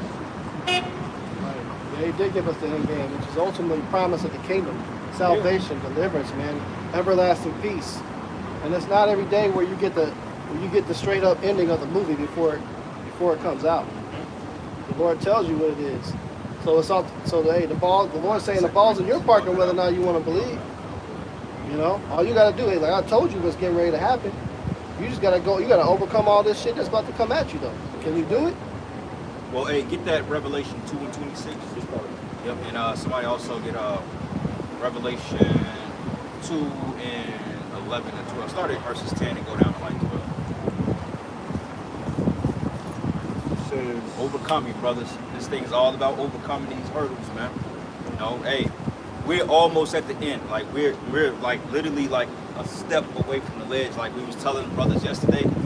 We're literally like a half an event of all hell breaking loose, bro. Yeah. It just take one time, one false flag attack, bro. That would send this society into pure chaos, man. right, Because people, they on edge, man. They ain't got nothing to lose. right. Look at them YouTube videos. You see the American people, mainly women, are bugging out because they don't have no necessity. They don't have like the resources anymore. Right. Farmers are broke as all hell. This guy killed Gates and bought up. How much farmland this man bought up, bro? What's the percentage? Man. They say they own pretty much all the farms damn near in America, bro. I think about like 20-something%. Oh, 20? It's like farmland. Oh, okay. Not land, farmland.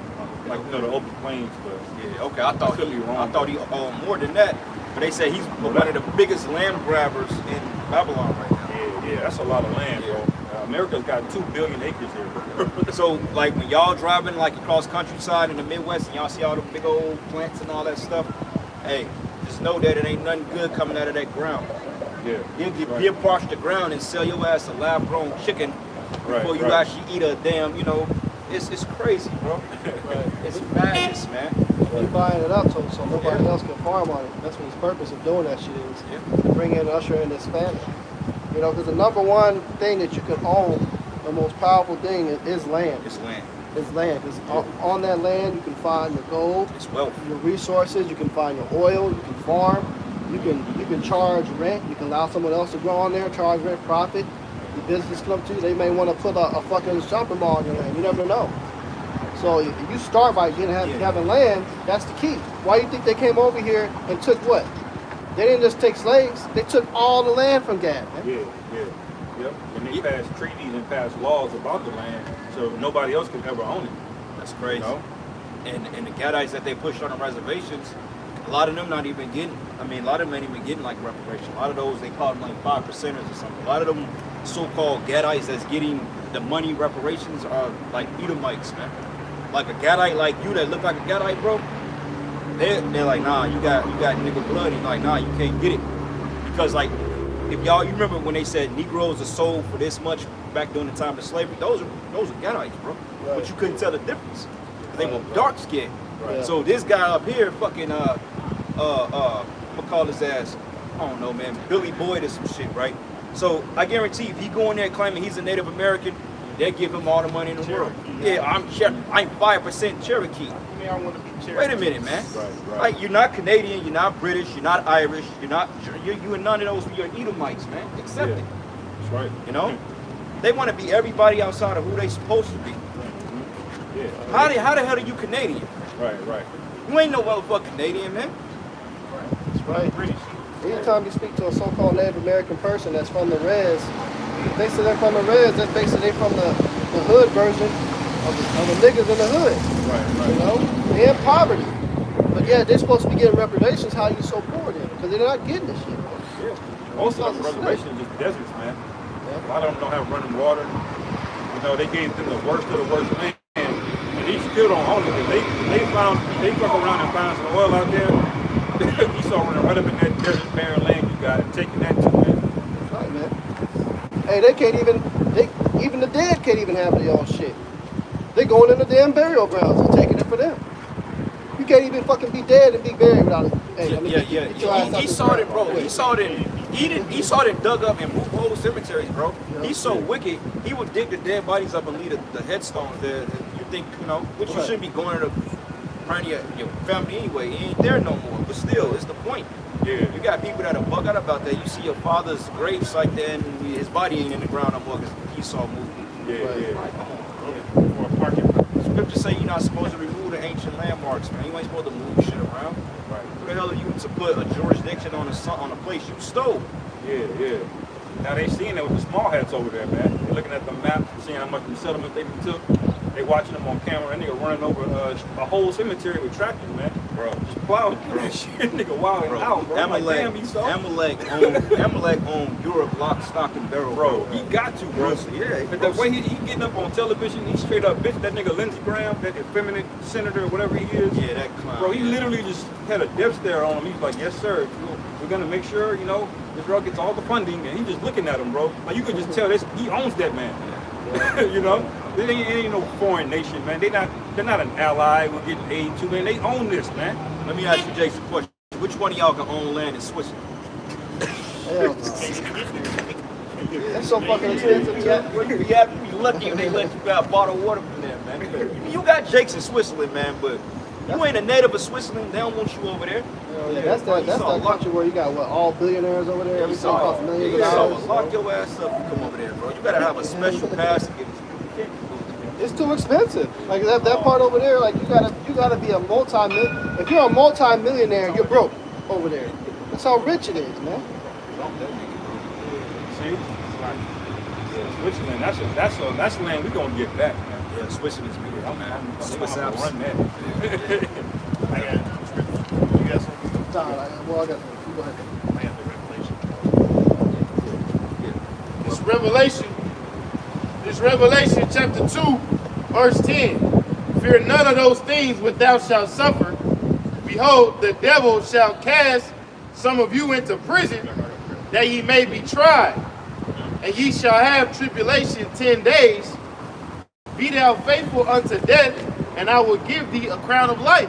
Yeah, that's right, man. What are examples that we saw back of that in the ancient world? The three holy children were faithful unto death. Daniel withstood lions in the den. unto death. All right, the 7 sons of the Maccabees. All right, and although some of those men perish, ultimately they're glorified in the kingdom, man. Yeah. You know, scriptures say that the dead amongst us is going to rise first and be glorified, man. And we'll listen to this. Revelation chapter 2, verse 11. He that hath the ear, let him hear what the Spirit saith unto the churches. He that overcometh shall not be hurt of the second death. Woo-wee. So it's an overcoming thing, man. Hey, if we overcome through the Spirit, man, ain't nothing these devils can do, man. That's right. It's gonna literally be like, you remember the movie The Last Dragon? That Bruce Leroy, he got the glow on him, man. You really just couldn't fuck with him. He shot him. That nigga cut the bullet with his teeth, man. Yeah. And he thought he shot him and shit. Yeah. Caught it. Yeah. See, it's something in us, man. You know, we're literally gods, and all we got to do is get right with our power, and ain't nothing these people can do to touch us, man. Yeah. We're not gonna fear things like guns. We're gonna be laughing, man. Yeah. You think somebody like Omni-Man is worried about you pull out a gun on him, you know? No. That's the spirit we gonna have that boldness on us, man. Yeah. That the Lord ain't nothing gonna touch us, man. The Lord ain't gonna allow it to happen. Yeah, you gotta embrace the challenge, man. Yeah. I remember they said this in Rocky. He said, "What good is the warrior if he doesn't have a war to fight, man?" Yeah. You see what I'm saying? When, you know, Rocky and Apollo, Apollo's trying to get him up. He's like, Rock. He's like, guys like us, we need something to do like that, man. That's Right. us. Yeah. You know, we not just sit behind a computer ass niggas, man. Right. We actually, need to do the work of the Lord to be fulfilled, man. Yeah. If we're not doing that, we feel lost. Yeah. And we're bred for this shit, brothers. We're bred for it. We're bred for Jacob Shuggan, man. Right. Bred for it, man. You know. Right. Definitely, man. So, like the brother said, made the point. Warriors, that's what they call you a warrior, man. You need that. That's our lot. We're supposed to deal with that, you know. That's right, man. Warriors turn into mercenaries in times of peace, you know, because they don't really have a war to fight, but that's what they do. You know, they become occupied in that thing. And a mercenary can be used for good or bad. Hey, it's like that nigga Joker, bro. You remember when you thought Batman died? That nigga went into depression, bro. Yeah. He needed that, like, man. Yeah. Oh, they coming out with a new one too. We got Harley Quinn. Yeah. I don't know if that's gonna be. They said it might be a musical, so I don't know. We'll see. I don't think it's gonna be. Yeah, I don't know. That's Lady Gaga playing. You know, that's heavy. You got the Revelation. I grabbed it. I got 2 and 26. 26. Yeah, you got it. This is Revelation chapter 2, verse 26. Verse 25. It says, "But that which ye have already, hold fast till I come." Hold fast real quick. That's Jake talk. That's him talk. Yeah. You know Edomite say hold fast. I ain't never heard Edomite say hold fast. Yeah. Hold on. Hold Right. fast, man. All right, go ahead. It says, "And he that overcometh and keepeth my works unto the end, to him will I give power over the nations, and he shall rule them with a rod of iron. As the vessels of a potter shall they be broken to shivers." That's right. That's what Paul said. He's going to give us power over the nations if we hold fast and endure, man. So this whole thing is about enduring, because what I realized, brothers, is that we go through some random things, man, like we was breaking down earlier, bro. Can't nobody say that they go through the afflictions we go through. You know, like I said, random things happen to brothers, you know, all the damn time. When an average person, they're just walking around in life and, they good. They go through shit too, but they ain't going through things like on the level we going through. So they can never fully understand the mindset of the men of the Lord and why we have a certain disposition. Like when you go to the job office and you're vexed in the spirit because you're around a bunch of people that don't know a damn thing, they can't understand your disposition because they're not going through the affliction. You know? That's right. Right. That's why your girl asking, how come you so angry all the time? Bitch, you don't know the state of the world. I'm like, cause you're stupid. Yeah. You're dumb. We don't say that, but that's how we want to feel inside, man. Because nobody really understands us what a brother's man. Right. You just be waked up, pissed off for no reason, but only a brother can really understand why. Yeah. We in this fucking position. Yeah. You can't tell that to your girl, man. Right. There's wisdom in that too, man. Wisdom is really the thing that pisses you, that allows you to be pissed off, because you become aware of all of the wickedness going on, man. You know? That's why the scripture say oppression make a wise man mad. Yeah. Not a stupid man, a wise man mad. Oppression make. If there's a knowledge that increases you know what's going on, and you have an understanding on how evil this place is, it's gonna piss you off. Like, damn, I gotta live in this shit. How long I gotta live in this shit? You know? Right. When are you coming back? That's the mindset you get at. How long we gotta keep looking at fucking simps or fucking whores? You got all this fucking hoop right next to us. They out here for like whatever sport event. They want all this unappropriate attire, man. You see their ass crack. You know? Booty shorts and shit. Oh, well, but it's for volleyball. I don't It's give a an fuck what it's 85-degree day, brother. This is You what know? they gonna do, right? You know, but hey, your daughters ain't supposed to be cut out here wearing no shit like that. They're supposed to have some type of dress and be covered up in modest apparel, man. Right. But shit like this is the norm. It's normal. You can't speak out against it. They're just volleyball players. No, man, they fucking ass cheeks is out. Why can't they play it in some type of different attire? It's not revealing every damn thing. And you know what? But and they're sexualizing the kids, man. They're sexualizing the kids when they do that, man. Like I noticed, like my daughter, like you know, like you got daughters and shit. Like sometimes they be part of like ballerina. Like my daughter, she do gymnastics, so they wear like I like to call it yeah. It's like a swimsuit basically. You know, the little shit is showing, the little booties be out. And I'm like, they're sexualizing our kids. Yeah. You know what I'm saying? Like, you know, when my daughter was 5 years old, like she used to be part of like a little dance group and stuff, man, and they was putting like makeup on the babies, and I was telling her, I was like, they're basically trying to, you know, whore our daughters out and shit like that, man, you know? And the little girls wear tights and stuff, so they're already preparing you to be, you know, conditioned for that shit. So when you speak out about it, and then the crazy part about it is you got a lot of pedos walking around here. Right. Snatching up little kids, but what happens when you allow kids to dress like that? Should no little girl be wearing those little tight Daisy Dukes on, man? Right. You know? And then they say, well, we have a problem, people are getting kids. Well, because you create the problem, so Yeah. you create the problem and you come with this wicked solution. Right. Like now that pedophilia shit, that's part of NAMBLA now, bro. A 65-year-old man could deal with a 5-year-old boy. But try to get an 18-year-old girl or 18-year-old wife, they gonna bash you. Right. They gonna put you right on Vlad TV and They they call gonna you bash a cradle robber. Yeah. Right. They're really just anti-life. Twice then, motherfucker. Hey, look, I deal with an 18, 19-year-old fucking woman, man. Right. I don't give a fuck what any of you niggas say out there. Cause hey, guess what? She ain't been popped. Well, these women today ain't no telling. But in the right mindset, hey, 18-year-old man, and they're a virgin and they're humble. She's grown, she's legal. At 17, they're legal. You know what I'm saying? But just to, you know, keep it above grade, 19, 20, 21, 22, ain't nothing wrong with that, man. Yeah. You know? Yeah, that should be such an obvious thing though, too, man. Like the fact that we even gotta say this is proof how far gone you people are, man. All right? Yeah, because we don't want to deal with some used up ass woman, man. Yeah. Because you're anti-life. Yeah. You want us to get some woman in her 30, 35-year-old Right. Yeah. dried up uterus. Girl boss. Yeah, I gotta fix a fixed up ass, dried out wench, right? Like I don't want no fucking woman that's dried out, man. Yeah. Baggage. You gotta hope that she squeezed out 2 kids before 40. Yeah. And pray one of them not autistic, man. Yeah, hey, yeah, chick, bro, they like, look, I'm 38 years old, right? They were like, look, I got 2 years to have a kid.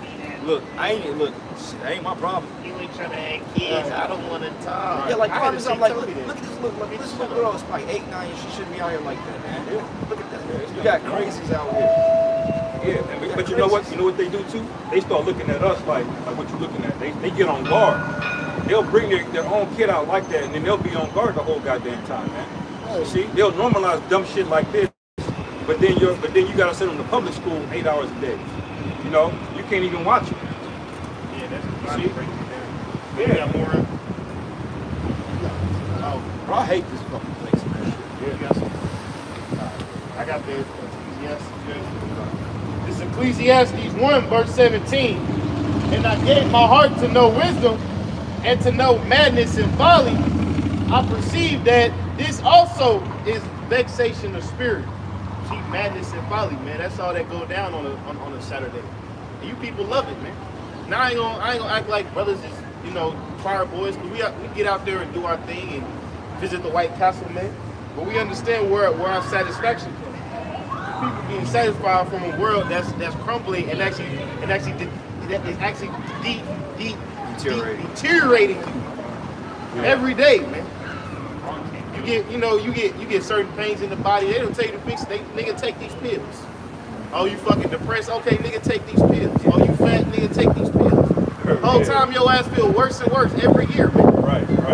Then your ass got the nerve to have a New Year's Year resolution. Yeah. You better hope your ass live to make it. Yes. But it say, Ecclesiastes 1 verse 17, I gave my heart to know wisdom and to know madness and folly. I perceive that this is also vexation of spirit. For in much wisdom is much grief, and he that increaseth knowledge increases sorrow. That's right. You increase in knowledge, increases sorrow. So the more you know, the more vexed you get, because it's like, wow, these people are that fucking stupid. But see, the problem is, brothers, we gotta stop giving these people the benefit of the doubt. Yeah. You gotta accept the fact that these people are dumb, man. Yeah. They're stupid. They don't know what the hell is going on here. We the ones that's enlightened.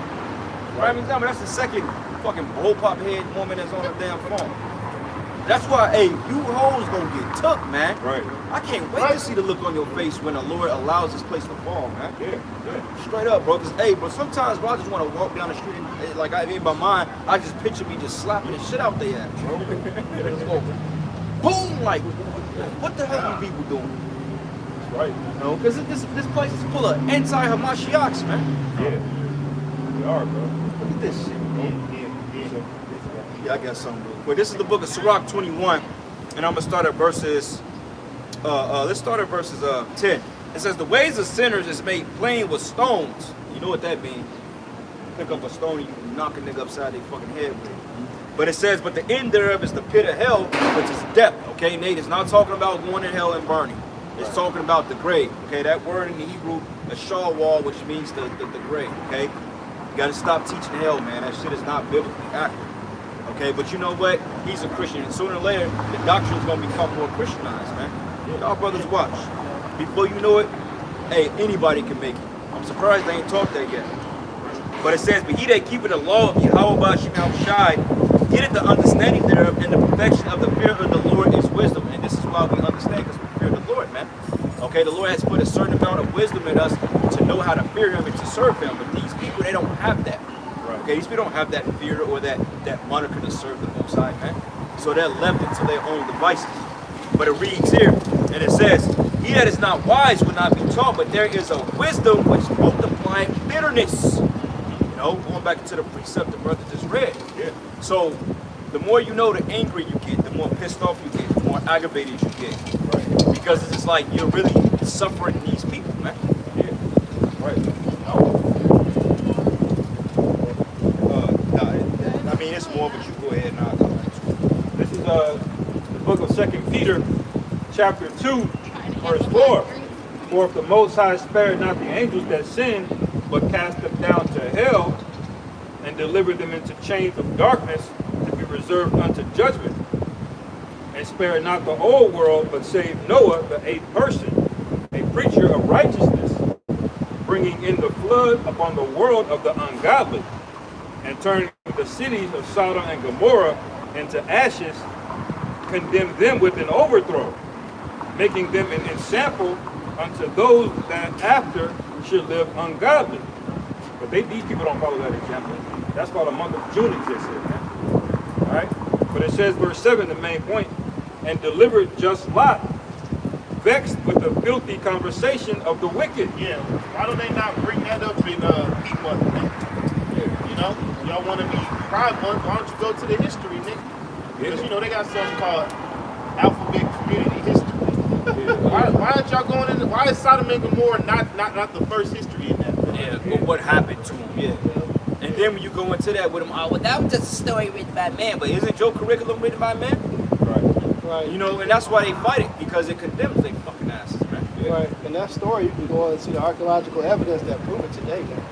They got all those sulfur rocks over there in the land of Israel, in the exact same region location. You can find a lot of the buildings and the architecture still there, melted from the fucking sulfur and shit.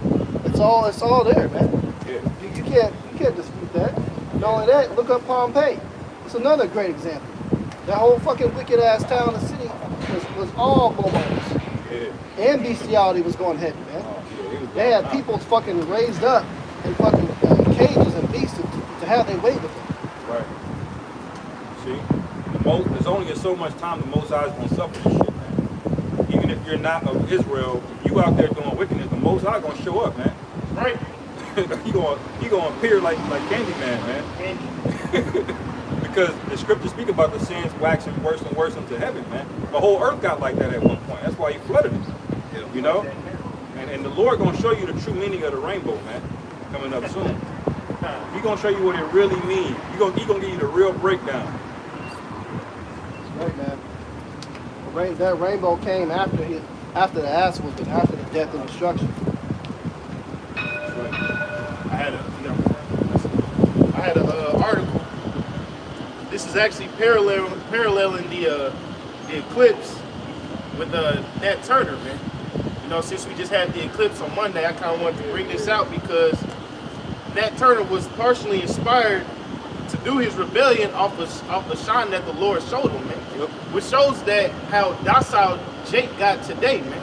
Yeah. Cause here you with niggas got the eclipse glasses, just got done eating fucking bacon cheeseburger for lunch, and he looking at it like some fucking fireworks show on July 4th, man. Yeah. How about Shmi Arshad trying to show you niggas something, man? Yeah. But you ain't woken up to that. That's right. But this is get it pulled up here yet. This is watchtheyard.com.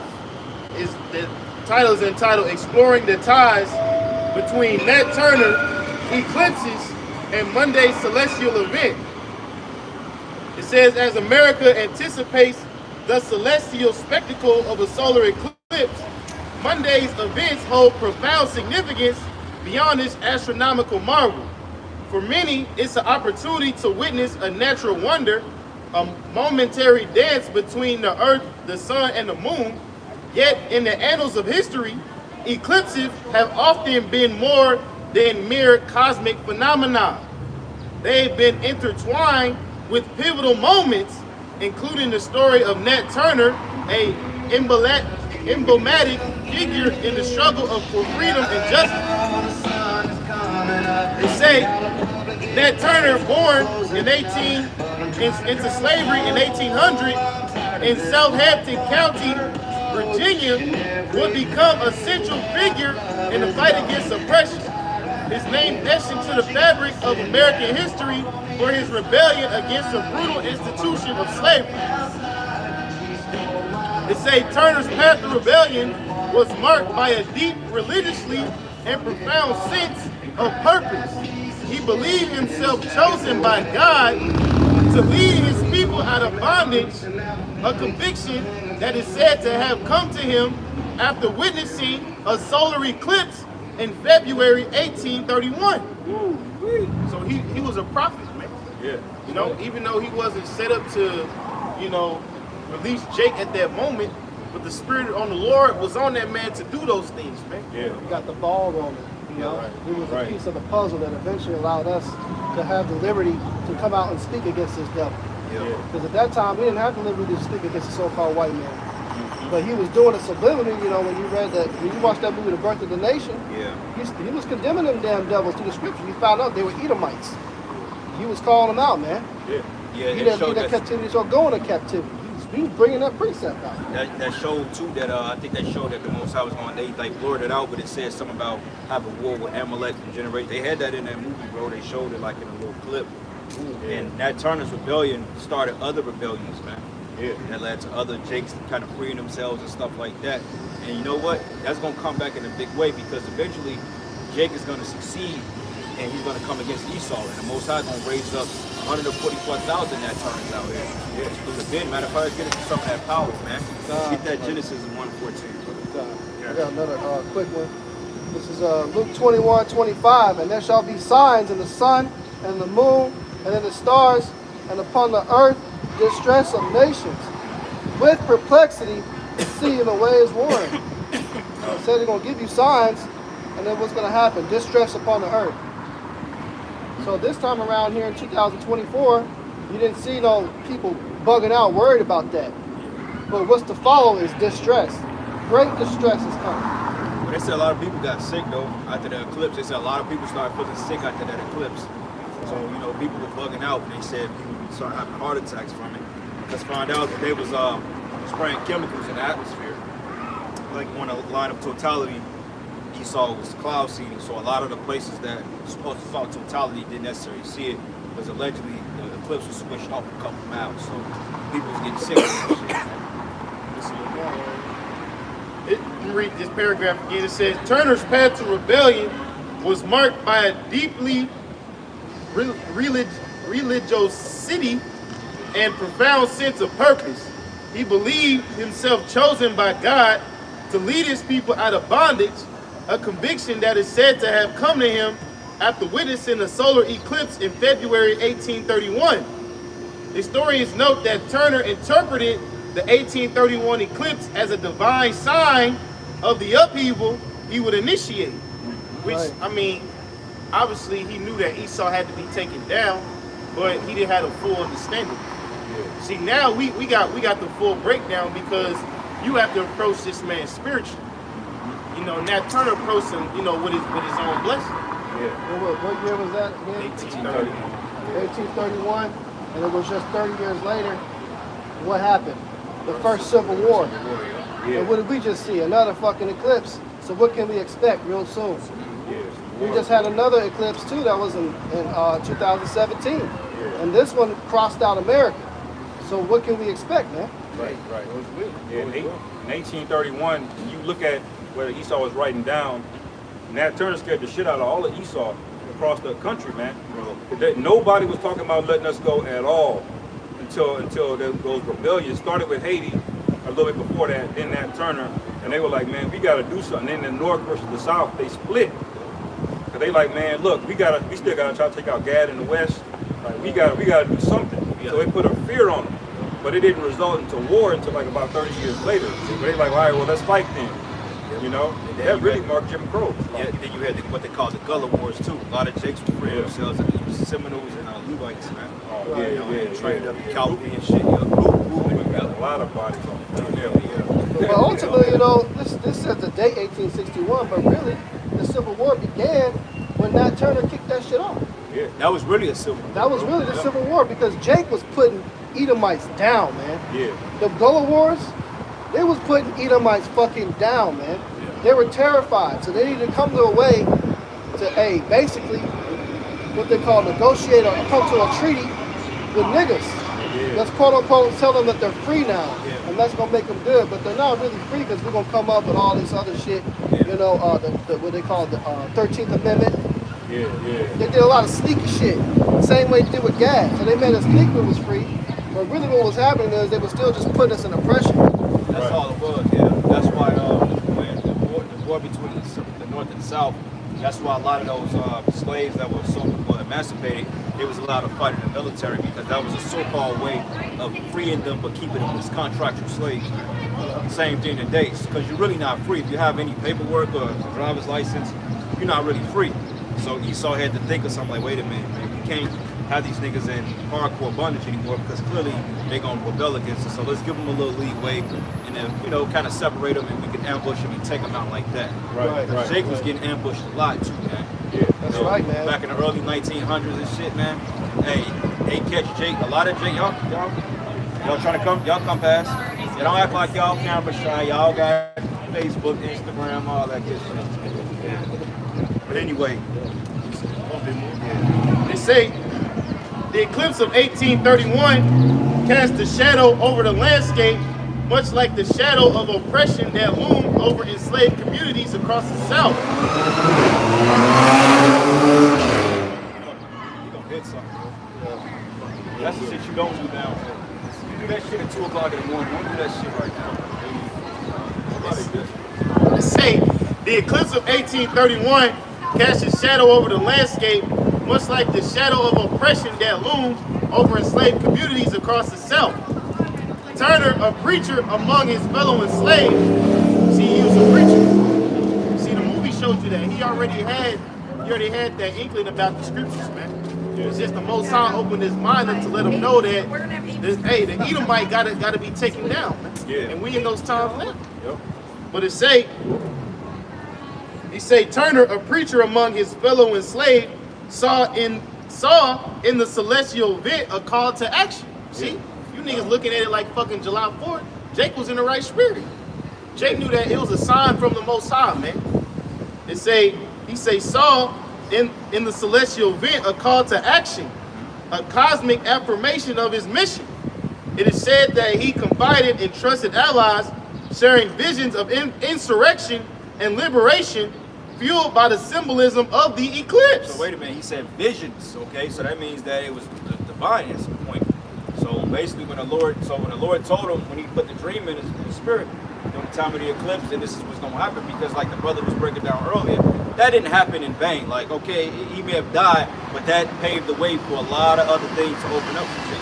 Yeah, because they realized, like, okay, these niggas, they can fuck us up, man. Right. Yeah. You know? Esau really did that shit out of desperation to get us to stop from taking over this whole nation. Yeah, he's a coward, man. Right. He knew that we were gonna, if he didn't appease Jake in some type of way, in a specific way, Jake was gonna take over, man. They couldn't do nothing with us. Right. Them slaves learned how to use Esau's on weapons. They was taking over plantation to plantation to plantation. Yeah. And Esau knows the concept of something called a martyr and how powerful you can make them. You know, that's really what he was worried about. And that's why he wanted to make examples out of Jake, man. All of a sudden, you start seeing Jake. He's in Congress and stuff now. He gives like little knickknacks to pacify you. Right. And every so-called black leader after that, they've been controlled opposition ever since then, man. God. He's like, we're gonna make sure that if they're gonna have a so-called leader, he's gonna be on our side. Hey, We're gonna buy this nigga off ahead of time. MLK, man. Martin Luther King. That's what he was set up for. It was the same chess move. We were getting too economically stable, and we were advancing above Edomites, man, with Black Wall Street and shit like that. They're growing too fast. We gotta what? We gotta get rid of segregation. We need to integrate them with us, but we're gonna control their education. Make them think that we're equal, and put them way behind and beneath us and lower. So that was another setback. Yeah. Well, I think, what is it, the NAACP, if I'm not mistaken? I think that was started back like in the early 1900s. Amalek started that organization. W.E.B. Du Bois and Frederick, all them people, they were all set up, bought and paid for. Right. You know what I'm saying? Bought and paid for, man. All these black leaders, every last one of them, Marcus Garvey, Malcolm X. I mean, Malcolm X, he was still bought and paid for too, because he was still working for that guy, Elijah Muhammad, which he was a Shriner Mason, and Amalek had that nigga in his pocket, you know? You know what I'm saying? So the Nation of Islam was a complete sellout. How the hell you gonna call yourself the Nation of Islam? What is scripture? Where the fuck is the Nation of Islam on the map, man? Right. Is it a damn country that says Islam in the fucking world, man? Right. And then you got these stupid niggas that wear these bow ties, and then they claim to be Muslim or whatever, but yet they got bald faces. What that goofy said, man, you niggas are wicked, man. Go ahead. Slap, go ahead. Just a little bit more. Yeah, go ahead, brother. It is said that he confided in trusted allies, sharing visions of insurrection and liberation, fueled by the symbolism of the eclipse. Now the Lord may have been showing him the visions, but it probably wasn't for that time. The Lord may have been showing him the visions for the time of today, man. Yeah. Because hey, as we've been saying, this eclipse it brings a certain cosmic energy that got people off, man. Yeah. It's like ever since Monday, shit just feel weird, man. Hey, and guess what? We ready for it to get weirder, man. Right. You should be. Hey, I want to see that nigga Vecna walking around here. Yeah. Please. Fucking Demogorgon, man. I mean, see somebody levitating in the air. This shit start. Hell yeah, man. They all type, bro. They said it like people claim to see chariots, people seeing orbs like across the moon, and then CERN opened up. One of the dudes from CERN died. Yeah. 94. Y'all forgot the nigga's name, but one of the guys, I believe one of the top dudes died when they alleged. I think the day before they did it, or the day that they turned on the Hydro Collider or something, but he died. They said a nigga tried to make contact with the other side, but they said they saw fourth-dimensional ghostly apparitions from opening up that portal months ago, man. So basically, it's a lot of shit happening because they show like these black orbs flying through the sky and stuff, and I believe this is why Esau sprayed chemtrails over the path of totality, because he was releasing them spirits, man. Yeah. And these spirits, they're hopping on people, man. You know what I'm saying? Like, and to be honest with you, you don't really need a fourth-dimensional ghost or demon, because the demons are these people. Yeah, these people are fucking, they're demons. They're inhabited by demons, man. Yeah. You know? When you got a nigga that walk around with a Pooh Shiesty mask on in 100-degree weather with all black on, that man ain't wrapped too tight. That's right. Okay, man like that got to be taken out, man, because he ain't in the right spirit. Right. You know? It's fucked up because even back in the days, man, Jake knew that you had to overthrow the devil. Yeah. He knew that the devil was the issue. Yeah. Now, what's changed is that you niggas trying to be friends, man. You trying to go to the same school. You trying to, sit. You want to sit down at the table. You want to tell Esau pass the chicken, nigga. Nah, man, we getting our own table and we gonna make these we gonna make these devils serve us, man. It ain't no buddy shit that's about to be going on, man. Hey, that's why that new Planet of the Apes gonna be dope, bro. Yeah, You see here that bitch with the head ass on the Yeah, you see the name of it was Kingdom of the Planet of the Apes, man. That's called rulership. That's not apes and humans living together. No, they was kicking them fucking Edomites ass, and it showed Esau in slavery in the fucking trailer, man. That's right. Yep. Hey, and it looked real natural on you too, buddy. It looks Yeah. perfect. Perfect. It does. And it's very spiritual. Why? Because when you look at an ape, you think of something that's subhuman, Yeah. right? That's where we are, man. That's how these people look at us, man. It's something below human, like we're in a fucking zoo. You see? But he showed in that movie, basically these things that you thought were below you, these creatures you thought were below you, I'm gonna use them to enslave you, man. Yep. All right? And the apes were way smarter than Esau. They They were. outsmarted in every movie. Yeah. It was getting Esau, man. Yeah. Yep. He even said it in the trailer, I believe. He said they not smart. They had your woman, nigga. I had a Yeah, go ahead, brother. quick one. Just thinking about the spiritual power, because Nat Turner, well, we don't know, but he very well could have asked for spiritual power. We don't know. He was in the spirit. Well, hey, he had the spirit to speak out, Yeah. which is a spiritual power. It's a power. Yeah, that's because. And think about that, man. You already know ain't no coming back. You start putting out Edomites. That first plantation he took out, you already know, man. That's got to be a spirit on you to do that, man. And let's get this word spiritual power some understanding. See, it's levels to power. What we're doing right now is power. What he did was power is from the spirit, Yeah. and see, when you have an adrenaline like that goes through you and your mind, something takes over your mind, you're tapping into a different source that you can't explain. Yeah. When he did it, he blacked, like, I don't think he probably couldn't recollect it like that. How many Edomites did he kill, like 60 or 70 or some shit? You got like 300 of them. Oh, 300? Oh, okay. I don't know why I thought it was that low. No, it was He like might- I think it was like a couple of hundred. Yeah, he went down. He mentioned like 3 or 4 different plantations. I believe. Yeah. It's that's usually how it be, man. That's usually how it is. Yeah. Yeah, it say led by Nat Turner. They say the rebels, they call them rebels, even though they was Jake trying to fight for freedom. See, how the fuck you gonna be a rebel, nigga? You in slavery, man. That's how they spin it. Yeah. The rebellion. Wait a minute, man. Somebody got you in slavery, motherfucker. That ain't rebellion. That's called trying to get free. Listen to Wikipedia, man. Wikipedia be fucking lying sometimes. It say Nat Turner's rebellion, historically known as the Southampton Insurrection, was a rebellion of enslaved Virginians that took place in Southampton, Virginia, or Southampton County, Virginia, in August 1831. Led by Nat Turner, the rebels killed between 55 and 65 white people, making it the deadliest slave revolt for white people in U.S. history. You say the rebellion was effectively suppressed within a few days at Belmont Plantation on the morning of August 23rd, but Turner survived in hiding for more than 30 days afterwards. See, hey, the Lord was with him. Yeah. They was looking for his ass, bro. They wanted him bad. You got to do something about this nigga right here. This time, you Edomites can't do it. Hey, you losing. You losing your woman. You losing your rulership. You ain't even a man. You was never really a man to begin with, But you here behind the gun. Now you Edomites, you're done, bro. You're through. I mean, come on. You got to look who you got as president, man. You got a straight up pedophile, incompetent, can't walk up the stairs, demented. Joe Biden really represents the problem with America, man. Yeah. Slow belly and dumb. Yeah, he's the perfect image of America. Now niggas want Trump back in office. You see how fucking stupid Jake is? Right. Trump ain't good for you niggas. Trump said it 4 years ago he don't fuck with Jake, man. Right. Don't fuck with you niggas, man. Hey, y'all remember the Central Park 5? When they got accused of that, Donald Trump was one of the main advocates saying he'll lock them niggas up. Think he changed his stand? Yo, Hey, give me the book of Sirach 12 and 10, whatever y'all got, you bring it out. I got a quick historical fact as well.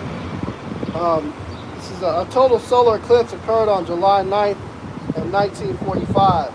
All right. That was before The the Six-Day the War. very next month, on August 6th and August 9th, the United States detonated 2 atomic bombs over the Japanese city of Hiroshima and Nagasaki. So just goes to show, man, big shit happens after these fucking total solar eclipses. Yeah, yeah. I think in 2017, I believe there was a big thing going on in Syria. You know what I'm saying? They dropped a bunch of tomahawks on there. Yeah, but even then, 2020, the Icky came. Right, yeah. You know, just because you have a solar eclipse, things don't have to happen over, right away. It can take place over the course of time. Right. But in 2017, we were in the middle of a retail apocalypse, man. And a lot of shit went down that year that went right over people's head. But motherfuckers getting Taco Tuesday, 2 tacos for $1. Shit, they weren't worried about that shit. Right, right. 2017, man, Jake was living good. Yeah. It was horrible then, but 2017, it was, Jake was getting fists for $20 and shit, man. Yeah. You go get you 10 wings for $8.99, Yeah. all that good shit, man. So, nah. But really, it's a symbol of a time period. That's what it's a sign of. It's not a sign of a specific event, but that we're in a new time period. That's what the scriptures say. The sun and the moon is for the division of time, seasons. Right. So It happened that frequently back to back. Right. So just like last year, we had the eclipse that happened right around the time of those small hats went to Gaza, man. All right, and the whole earth ain't been the same ever since then, man. Now we got this eclipse, and we got the devil's comet in the sky. Yeah, we got a lunar eclipse coming up, I think September. A blood moon. Another one, yeah. So We had a blood moon actually March 25th, but this dickhead blocked it out. He made sure it rained and all that shit. I think it snowed the next day after that. So it snowed. Yeah, he was spousing a lot. Yeah, nah. This is Sirach chapter 12, verse 10. Never trust thine enemy, for like as iron rusted, so is his wickedness. Hey, that got to be the most miserable Salaki, brother. That got to be the most miserable Jake in the world, man. He got 1, 2, 3, 4 kids with a black woman. Yeah. Hey, whatever you do, man, you better stay with her ass. I don't know, bro, because she threatened to put him on child support while he's there. A bitch will kick you out the house so she can put you on child support, bro. Jake was trouble. He gonna bolt, man. He gonna bail on He gonna take her head off, bro. Out of there. Hey, Jake don't like the black. Hey, Jake, they putting bitches to death, man. Oh yeah, Yeah. I'm tired of this shit. It's like, Good, bro. It says, verse 11, though he humble himself and go crouching, yet take good heed and be aware of him, and thou shalt be unto him. And thou shalt be unto him. Salakia.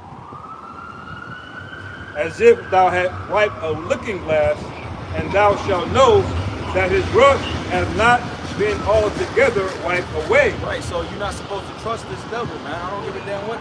Okay, he bought 30 milkshakes, and all of a sudden he wins the black vote. Yeah. Round of About applause. 5 guys. Yeah. Right. Yeah. This is the same dude that was shooting fucking apples and toilet paper at Ephraimites when that hurricane hit back in 2017, man. This is the guy you want in office. And contrary to Papa Bear, hey, Trump ain't gonna come back and bring justice to the Edomite race. It's not gonna happen. Hell no. All right. If Trump gets in office, then hey, you going to war. He gonna do everything that Biden did, but he gonna make it look like he's actually doing something for the people. Yeah. That's right, man. We ain't got too much time left, brothers. The Lord's getting ready to really wipe this fucking place out, man. That's right. That's right. You gonna see in the Civil War time, like in that movie, he was like, what kind of American are you? You're gonna be talking to niggas, man. That whole you're been my neighbor, that shit gonna go out the window quick, man. Bro, them 3 military dudes, they eliminated the whole town, bro. You saw that Yeah, grave they bro, did? Bro, it was probably like 50 bodies in that motherfucker. He was digging a grave. Tossing them in there, bro. Yeah, and they was putting motherfuckers in graves, man. Fuck, yeah. Hey, the scriptures say that the dead should be cast out as dung. Yeah. So like, when this shit fall, bro, like literally there's gonna be so many dead, you're gonna be tiptoeing over bodies. And the stink is gonna be so bad. Yeah. And the stink and those dead bodies gonna bring in diseases, and the blood's gonna bring in animals, and it's gonna be crazy, bro. Like y'all saw I Am Legend, y'all seen how like downtown area was tumbleweeds and shit going out of the grass. Like if you give this place like a good month without tilling anything, no public works, it would literally look like nature took its course out here. The streets will start cracking, man. They went spraying that shit all over the place. Vines will grow, well, not them buildings are fake as hell, but vines start growing out of skyscrapers. It's gonna get there real quick. Yeah, we saw that in 2020. Yeah. In Florida. You had deer coming out. There was vines going all through the plant. It was It like was, like wasn't it? It was like 6 weeks, I think. Yeah. And it was already the shit just started growing up through the concrete. You started deer walking out in the street. The dolphins came back to the shore and shit. Yep. See, just like that, man. Yeah, nature gonna take its course, man. So like when a blackout comes and they shut down the grid, famine comes, just give it about a month, brother. You ain't gonna be able to even notice this place. You know what I'm saying? Hey, highways, trees may grow up in the middle of highways, because you know they gotta blow bridges in order to keep people contained. Motherfuckers try to get out of Kansas City, they gonna use one of them Tomahawk helicopter, whatever you call it, they gonna shoot those Tomahawk missiles and they gonna blow shit up. You know what I'm saying? You gonna be in a crib, your crib gonna poof. Right. God damn. Where you going, Darnell? Where you going? Get your ass back to the east side. Checkpoint, boy. Yep. But yeah, y'all brothers bring out the recess and we'll shut it down. This is Micah chapter 5, verse 7. And the remnant of Jacob shall be in the midst of many people, as a dew from the Lord Yahweh, as the showers upon the grass, that tarrieth not for man, nor waiteth for the sons of men. And the remnant of Jacob shall be among the Gentiles, in the midst of many people, as a lion among the beasts of the forest, as a young lion among the flocks of sheep, who if he go through, both tread it down and tear in pieces, and no one can deliver. And that's coming up, brothers, man. It says that Jacob should be in the midst of, the remnant of Jacob should be in the midst of many people as a dew. Yeah. So I'm quite confident that Yahweh Shemel Shah is going to turn us up. Don't know how he's going to do it, you know, but under one particular circumstance, but I just feel like, man, it's so much going to be happening in that day to the point, man, we gonna get some type of agility boost, man. I'll be goddamn if Yahweh Shemel Shah lets us be sitting targets, man. I just can't see that happening, bro. Right. I can't see that happening, man. Right. That's why I love that Mortal Kombat movie so much. Well, now it wasn't like that big of great of a movie, but the concept I liked about it was they had to go through a little bit of adversity. They didn't have the powers like they had in the game. They were regular, you know. They had to go through the fight, and then something happens and their power activated, man. You know, I love that concept because the Lord is gonna do something similar to us, man. We're gonna have our little tribulation, but man, when we overcome. You know, like we were talking about earlier, that's gonna be a wrap. Ain't nothing, none of these people gonna be able to do to you, man. Shit, bro. I always picture like Jake run on that building, jump from building to building. Boy, that's gonna be some shit, bro. You see niggas run and jump that build, bro. That's gonna be crazy. This is Micah chapter 5, verse 8. It says, "And the remnant of Jacob shall be among the Gentiles, in the midst of many people, as a lion among the beasts of the forest, as a young lion among the flocks of sheep, who if he go through and both tread it down and tear in pieces, and none can deliver." Yeah, a lion is an apex predator, man, and sheep are nothing but prey. Right. And that's how we describe it. Not only just the men that get the spiritual power, but hey, the Lord is gonna let 2/3 catch bodies, man. Oh yeah. But Jake don't have that spirit now. That's why you know I brought out that article to show the difference in the spirit, man. Cause now niggas is so docile. Like I said, they treat the eclipse like it's fucking 4th of July. They just looking at it. They ain't got no spirit behind it. But hey, Jake knew back in them days it was time to get fucking down on you devils, man. Right. But guess what? Yahweh Shemel Shah, he about to bring that spirit back, man. Right. You see, y'all was scared when that Mike Brown protest was going down. When that George Floyd protest was going down, you saw Jake start to get violent. That's why they brought out the stimmies. They started doing things to rock you niggas back to sleep because they know once Jake get turned, man, ain't no turning them down. That's right, man. Esau got his handful of niggas, bro. Yeah. Or even last year, remember that shit in Alabama? Yeah. When they got the chair and whacked that bitch. Hey, that was a whole smack. That was a big. I forgot about that, bro. They had that white tip, bro. Bro, but the spirit came over all of Jake, man. Everybody was talking about that. At work, I was talking to bro, everybody was like, they was in the spirit, bro. Everybody was on Jake's side. A small little fight just like that. Nigga jumped in the water and swam across, bro. Like, hold on, wait a minute. Hold on. That shit, I ain't gonna lie, that shit roused my spirit. I'm like, Yeah, it did, bro. It did. Every joke got a sense of satisfaction behind that. Even niggas in the world, man, they were saying they were satisfied by that. I was so satisfied. Yeah, The older Jake. they wasn't condemning him. That was a righteous thing, man. because they deserve it. Look, Esau deserves that kind of treatment, bro. Yeah, Way exactly. worse than that. Get the fuck me out of him, bro. Like I remember Right. Apostle Bakar was so in the spirit one day. He picked up the sign, he said, "I'll take this fucking sign and shove it down your fucking bro. You know how hard, bro, you can hit a nigga head with this, with the corner, you'll send him to the spirit world, bro. Right, yeah. Don't let wrestling fool you, man. They be acting. When you get whacked with one of them chairs for real, Yeah. your ass is going out. God. Yeah, man, bring out the last precept and shut it down. It's the book of Matthew, chapter 24, verse 15.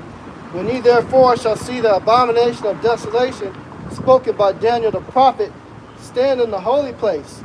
Whoso readeth, let him understand. Then let him which be in Judea flee into the mountains. Let him which is on housetop not come down to take anything out of his house. Neither let him which is in the field return back to take his clothes. You know, so that day comes, the Lord gonna put a spirit on you, or send an angel or some type of message. It's time to go. Go. Yeah. You ain't got time to grab that buck up. You ain't got time to get shit. Don't go, buddy, back to your house for nothing. Okay? It says, verse 19, and woe unto them that are with child, and to them that give suck in those days. So having kids in that time is going to be very difficult. Woe means death, destruction. Yeah. Okay? It says, but pray that your flight be not in the winter, neither on a Sabbath day. Right? You don't want to be stuck in the freezing below zero cold, man, Yeah. when this shit happens. And you also on the Sabbath day is a day of rest. Right. You know? It says, for then shall be great tribulation, such as was not since the beginning of the world to this time, no, nor ever shall be. So this tribulation that's coming is going to be worse of all time throughout the scriptures, man. That's how terrible it's going to be. You really got to be built up and bold, ready to withstand this day. You know? Look at that, bro. That's crazy. Are you serious? Yeah. Oh, That's wow. normal, bro. They gonna look at you like, what you looking at, nigga? Right. Like, man, make a little smoke these people, man. I'm so fucking sick and tired of looking at y'all, man. Right. Good Lord, these people are vexing, man. Hey, that eclipse. Get ready. You think martial law gonna discriminate against that? Hell no. They taking that, man. Hell no. You saw the spirit of people was in, man. They ain't give a fuck if you was a woman. They was shooting old niggas. Everybody was catching it, man. Yeah. They gonna break her though. She didn't break me. They ain't let her go to way. Yeah, she's right too, bro. Like, Brothers watch that Civil War, man. watch that Watch Civil that, War. Watch the movie Civil War, man. Y'all brothers gonna enjoy it. Look at it. It's spiritual. It's a spiritual movie, man. But look at it, man. It's a real good movie. You know, it ain't like on some first purge shit, but it's realistic. Like, watch the movie and it tells you what will befall Babylon in the shortcoming months, Lord's will. And with that, we're gonna close out. Give all praises and glory and honor that's due. Want to give double honors to the elders, the apostles of Great Millstone. Blessings and salutations to the hopeful elect. With that, shalom. Shalom. Yasharallah.